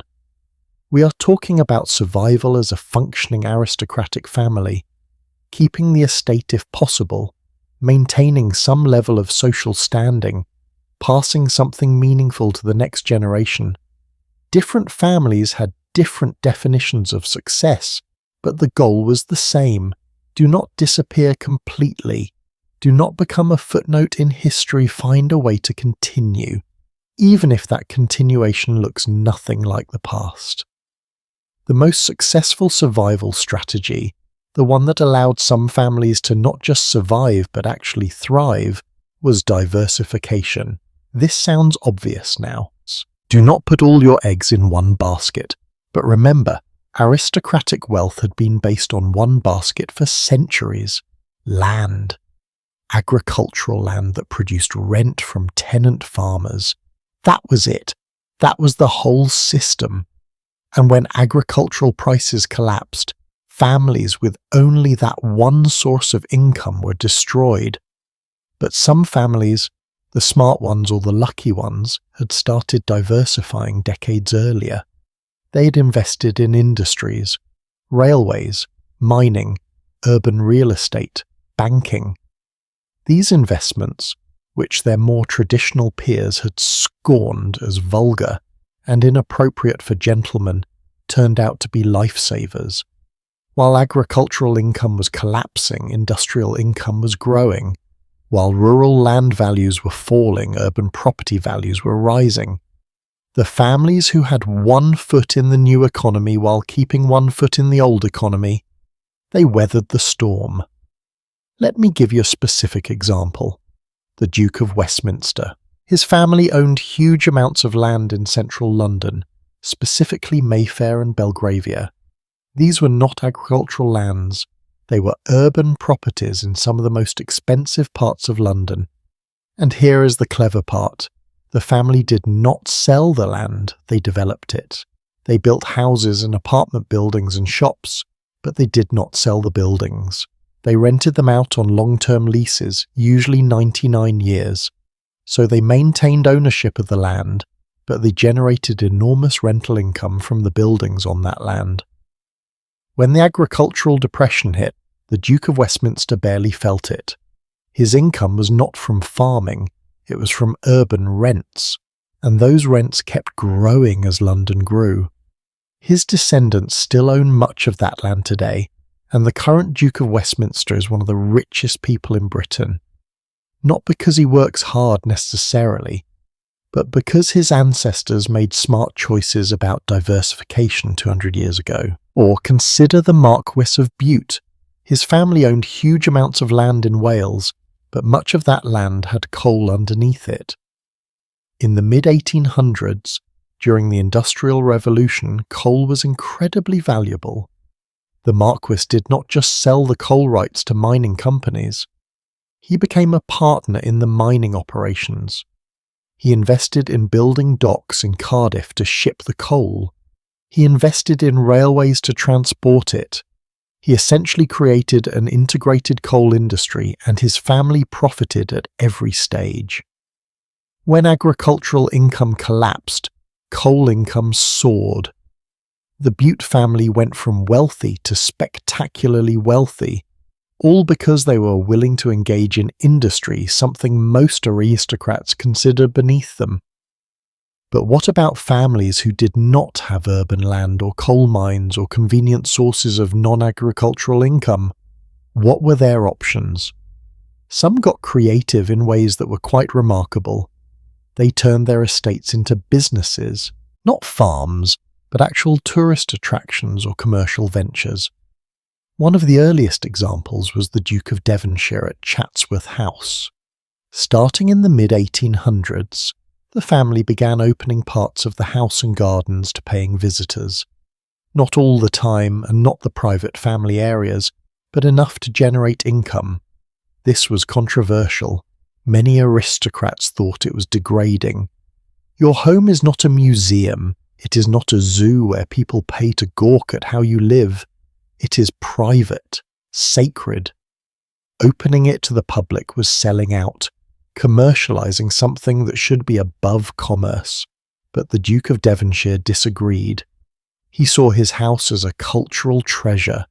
People wanted to see it. Why not let them? And charge admission? The income helped maintain the house. Everybody won. And it worked. Chatsworth became one of the most visited stately homes in England, a tradition that continues today. Other families tried different approaches. Some converted parts of their estates into shooting preserves and charged wealthy businessmen for hunting rights. Pheasant shoots, grouse shoots, deer stalking. These were traditional aristocratic pastimes, but now they were commercial. You paid a fee, you came to the estate, you shot birds or deer, and you went home. The estate got income. The customers got prestige by association with aristocracy. It was transactional, yes, but it worked. Some families went even further. They converted estate buildings into apartments or cottages and rented them out. The old stable block became housing for middle-class tenants. The gatehouse became a rental property. Parts of the garden were sold off for residential development. Bit by bit, the estate was monetized in ways that would have been unthinkable 50 years earlier. But it was either that or lose everything. Now, let us talk about intermarriage with industrial money, because this was another major survival strategy. We discussed American heiresses earlier, but there was also a significant trend of British aristocrats marrying British industrial wealth. The daughters and sons of factory owners, railway magnates, steel barons, men who had made fortunes in the new economy. These families had enormous amounts of money but no social standing, and they desperately wanted social standing. They wanted their grandchildren to be aristocrats, so deals were made. The difference between marrying American money and British industrial money was that the British transactions were often slightly less crude. With American heiresses, everyone knew it was about money. The amounts were negotiated explicitly. With British industrial families, there was more pretense. We are falling in love. This is a real match. But underneath, everyone still understood the reality. Title for money, status for cash. The industrial family got to join the aristocracy. The aristocratic family got financial security. Both sides got what they needed, even if what they wanted was something else entirely. Some of these marriages worked out well. The industrial spouse, usually the bride, brought not just money but also business acumen, modern ideas, energy. She would look at the crumbling estate and see opportunities. She would suggest efficiencies. She would push for modernization. And some aristocratic husbands were smart enough to listen. The estate would be run more like a business. Costs would be cut. New revenue streams would be developed, and the family would stabilize. But other marriages were disasters. The aristocratic husband resented his industrial wife for being common. The wife resented her husband for being useless and entitled. They fought constantly. The money was spent badly, and within a generation it was all gone anyway. So intermarriage was not a guaranteed solution. It was a gamble. Sometimes it paid off. Sometimes it just delayed the inevitable. There was another strategy that some families used. Radical cost-cutting combined with extreme frugality. This was not about finding new income. This was about reducing expenses to match whatever income you still had. Some families became astonishingly good at this. They closed off most of the house and lived in just a few rooms. They fired all but the most essential staff. They stopped entertaining. They stopped travelling. They grew their own vegetables. They made and mended their own clothes. They essentially lived like upper middle-class people, or even lower middle-class people, while technically still being aristocrats. This required a level of humility and practicality that many families simply could not muster. It meant admitting defeat. It meant giving up the lifestyle. But for families who could do it, who could swallow their pride and live within their means, it worked. They survived. They kept the estate, or at least the core of it. They passed it on to the next generation. And sometimes eventually economic conditions improved enough that they could gradually expand again, slowly, carefully, never again assuming that wealth was permanent. Let me tell you about one family that exemplified this approach.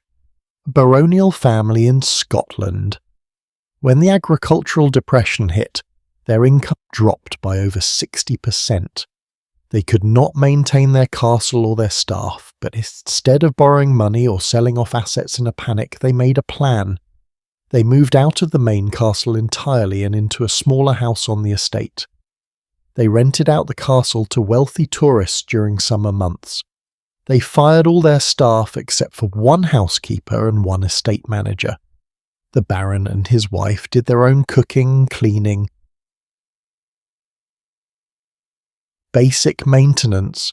Their children helped with chores. They lived on maybe £300 a year, which sounds like nothing for a baronial family, but was doable if you were careful. This went on for 20 years. 20 years of living like prosperous farmers rather than aristocrats. Their social peers mocked them, called them miserly, said they had lowered themselves. But you know what? They survived. And when economic conditions improved in the early 1900s, when they were finally able to generate more income from the estate, they still lived frugally. They had learned the lesson. They never again spent beyond their means, and that family still owns that estate today, still lives there, still exists as a functioning aristocratic family, because 2 generations ago, a baron and his wife were willing to cook their own meals and live in a small house, rather than lose everything. But here is the brutal truth. No survival strategy worked for everyone. Some families did everything right and still failed. Bad luck, bad timing. One unexpected crisis that wiped out carefully built reserves. An illness that required expensive medical care, a lawsuit, a fire. Anything could tip you over the edge when your margins were so thin. And some families just started too late. By the time they realized they needed to change, the situation was already past saving. The debts were too large, the income too small, the opportunities had passed, and no amount of clever adaptation could save them. These families had to make the hardest choice of all: give up, sell the estate, break the entail if legally possible, walk away from centuries of family history, admit that they were the generation that lost it all. Some did this with dignity, selling to buyers who would preserve the house and estate. Others had no choice in the matter. The creditors took everything. The house was sold at auction to the highest bidder, often developers who tore it down and built suburbs on the land. The family disappeared into the middle or working classes, keeping their titles but losing everything those titles once represented. And then there was one more strategy, the darkest one, the one nobody talked about openly, but that definitely happened. Families just died out. No heirs. Or heirs who refused to inherit. Or heirs who inherited but then immediately sold everything and moved abroad. Or families where the stress and despair led to early deaths, alcoholism, suicide. These families did not adapt or survive, they just ended. Their lines died out, their names disappeared, and within a generation or two, nobody remembered they had ever existed. So when we talk about survival strategies, we have to acknowledge that not everyone survived. Maybe half the aristocratic families that existed in 1870 still existed in recognizable form by 1900. The other half?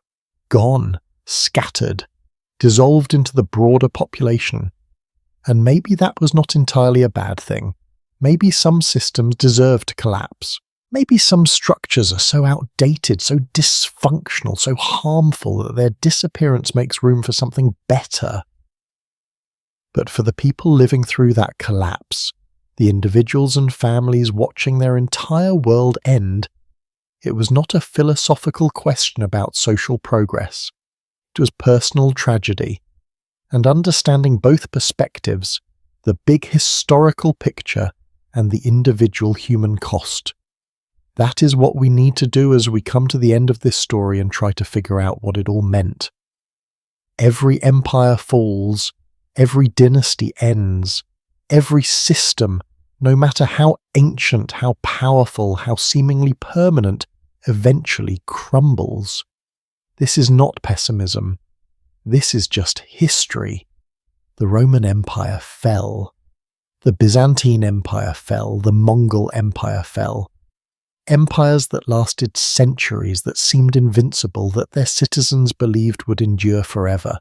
All gone, and the European aristocracy, they lasted over 1,000 years. From the feudal lords of the Dark Ages through the glittering courts of the Renaissance and Enlightenment to the grand estates of the Victorian era, 1,000 years of unbroken dominance. And then, in the space of maybe 50 years, from 1870 to 1920, it all fell apart. Not suddenly, not with a bang, but with a slow, grinding collapse that destroyed some families, transformed others, and left everyone changed in ways they could never have imagined. But the story did not end in 1900. It continued through one more catastrophic event that would finish what the agricultural depression had started, the First World War. From 1914 to 1918, Europe tore itself apart.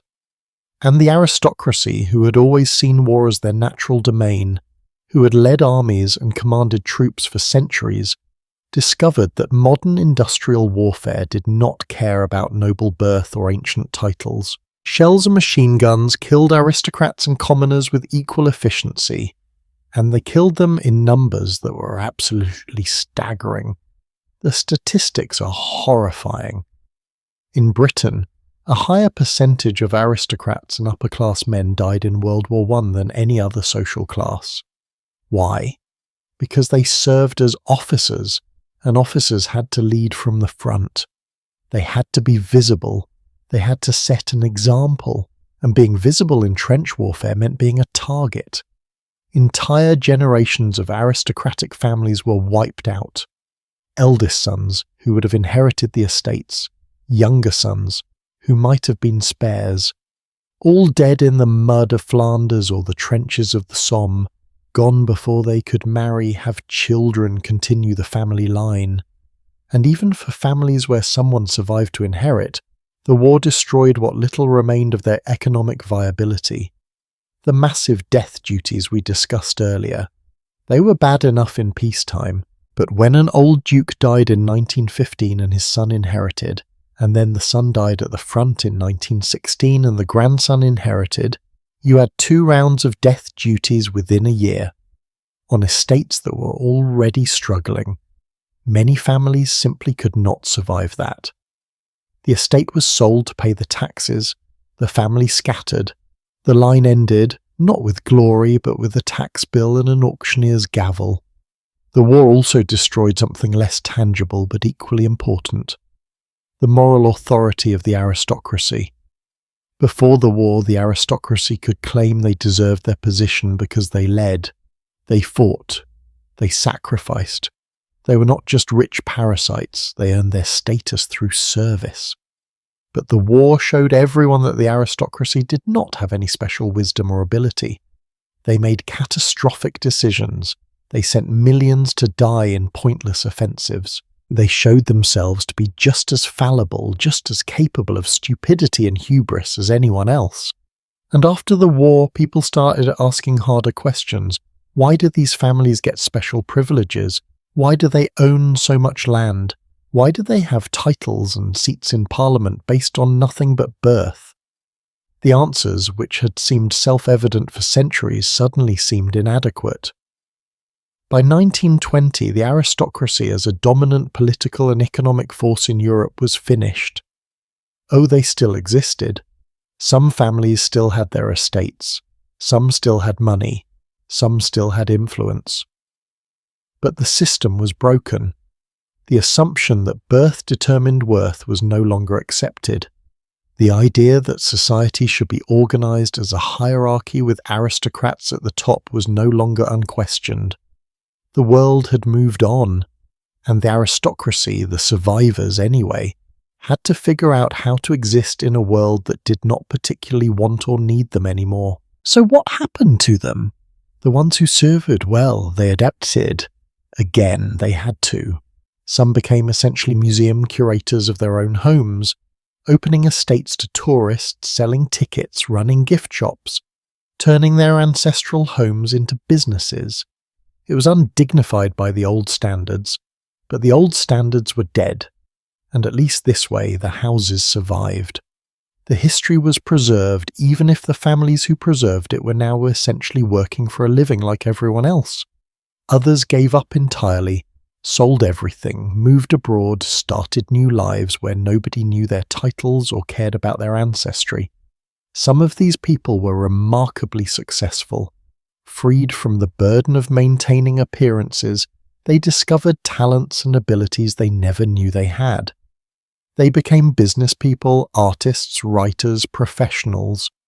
They built new identities based on what they did rather than who their ancestors were, and many of them were happier than their aristocratic forebears had ever been. But some never adapted. They clung to the old ways, the old assumptions, the old prejudices. They spent their lives bitter and resentful, convinced they had been cheated, that the world owed them something it refused to give. These were the saddest cases, not because they were poor, though many were, but because they were trapped by their own inability to let go of a past that was gone and a status that meant nothing anymore.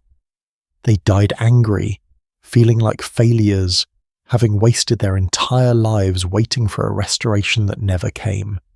And here is where we need to zoom out and ask the big question: what does any of this mean?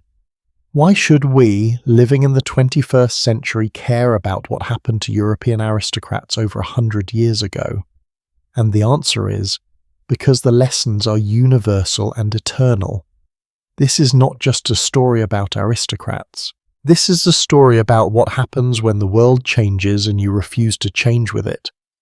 About what happens when you build your entire identity on external things like wealth and status that can disappear. About what happens when you mistake privilege for merit and assume that because something has always been true, it always will be. Let me tell you the lessons I think this story teaches us, because they are worth carrying forward. First lesson: nothing is permanent. No status, no wealth, no system lasts forever. The European aristocracy lasted 1,000 years and still collapsed. Your job, your company, your industry, your way of life. It can all disappear faster than you think. So build resilience, diversify, develop skills. Do not put all your eggs in one basket, whether that basket is land or stocks or any single source of security, because baskets break. Second lesson: privilege blinds you. When you are born into advantage, it is easy to believe you deserve it, that you earned it somehow, even though you did nothing but be born. And that blindness makes you vulnerable. You do not see the changes coming. You do not adapt because you do not think you need to. The aristocracy thought their position was natural, inevitable, permanent, and that assumption destroyed them. So question your advantages. Ask yourself honestly, what do I actually deserve? What have I actually earned? And what might I lose if circumstances change? Third lesson: pride is expensive. The aristocrats who survived were the ones who could swallow their pride, who could work in trade, marry industrial money, open their houses to tourists, do whatever it took to adapt.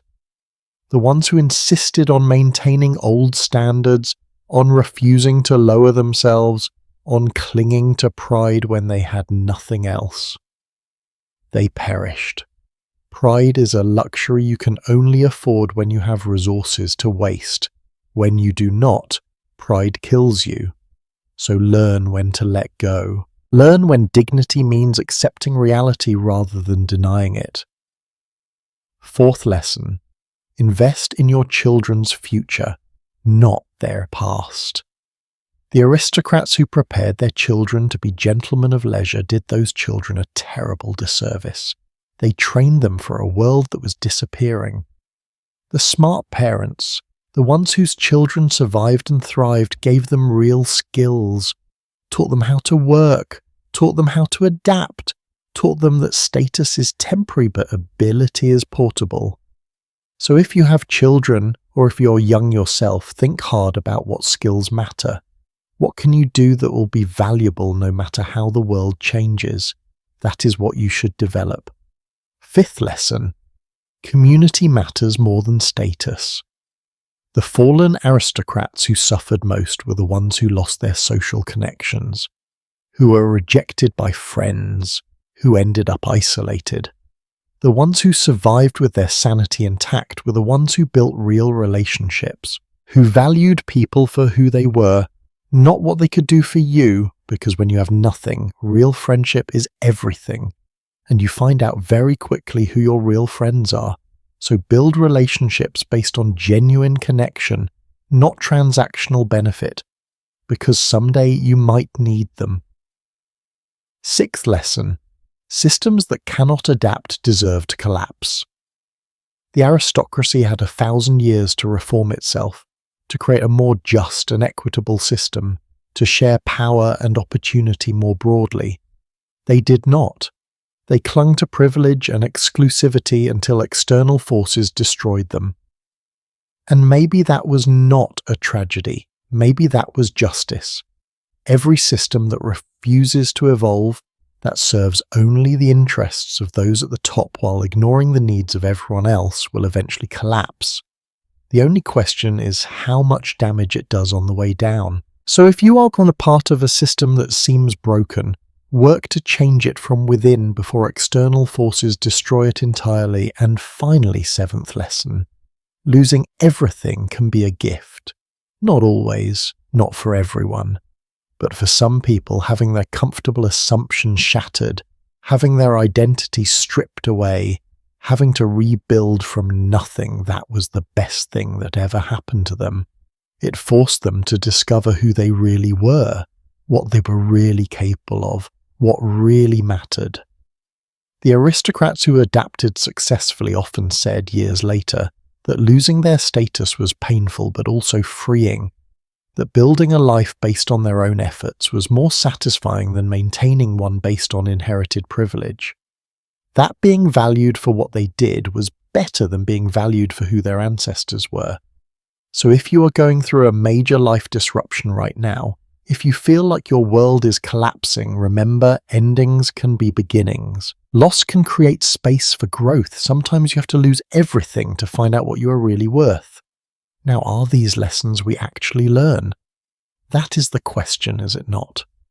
Because here we are, over 100 years later, and we have created new aristocracies, not based on noble birth, but based on wealth, or celebrity, or technology. We have billionaires who think they are special, who think they deserve their fortunes, who think the rules do not apply to them. We have celebrities who confuse fame with worth. We have industries that seem permanent and invincible. And we have people at every level who build their identities on external status rather than internal worth. Will these new aristocracies fall? History suggests they will. Nothing lasts forever. The only question is what replaces them, and whether we learn anything in the process. Because that is the real lesson of the fallen European aristocracy. It is not about them. It is about us. It is about understanding that every system eventually fails, every privilege eventually ends, every certainty eventually dissolves. And the question is not whether you can prevent change. You cannot. The question is whether you can adapt to it with grace, with wisdom, with humanity, whether you can let go of what was and embrace what is, whether you can find meaning and purpose that do not depend on status or wealth or any external validation, whether you can be someone who builds rather than someone who just inherits and then loses what others built. The European aristocracy had 1,000 years. They had wealth beyond imagination.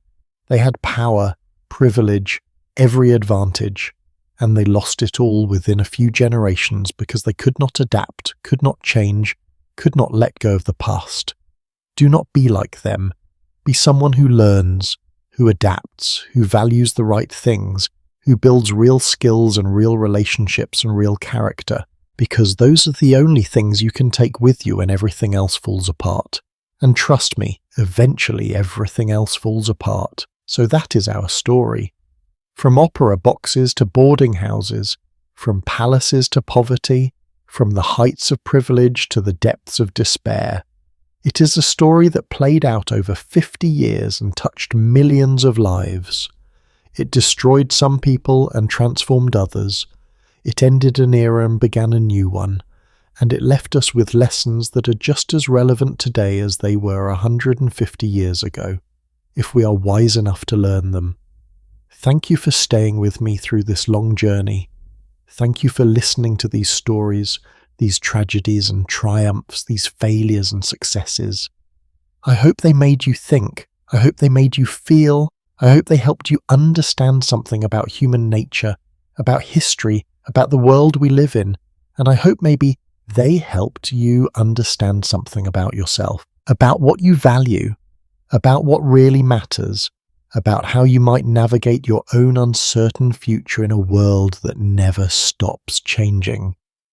If you enjoyed this series, if you found value in these stories, I would be honoured if you would share this with someone who might appreciate it. Leave a comment about what lesson resonated most with you. What part of this story made you think differently about your own life? I read every comment. I learn from them. Your thoughts matter to me. And here is what is coming next.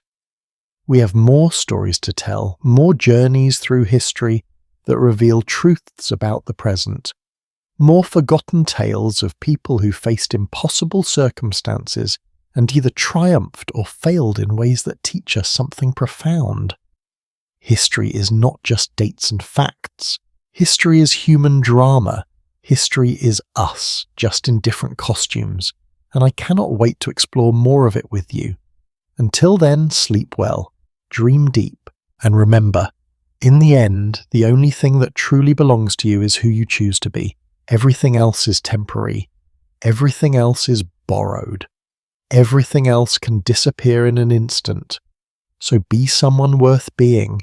Build something worth building, love people worth loving, and let go of everything else. Because if the aristocracy taught us anything, it is that clinging to the past will only drag you down. The future belongs to those brave enough to embrace it. Good night, everyone, and thank you for letting me share this story with you. I will see you in the next one.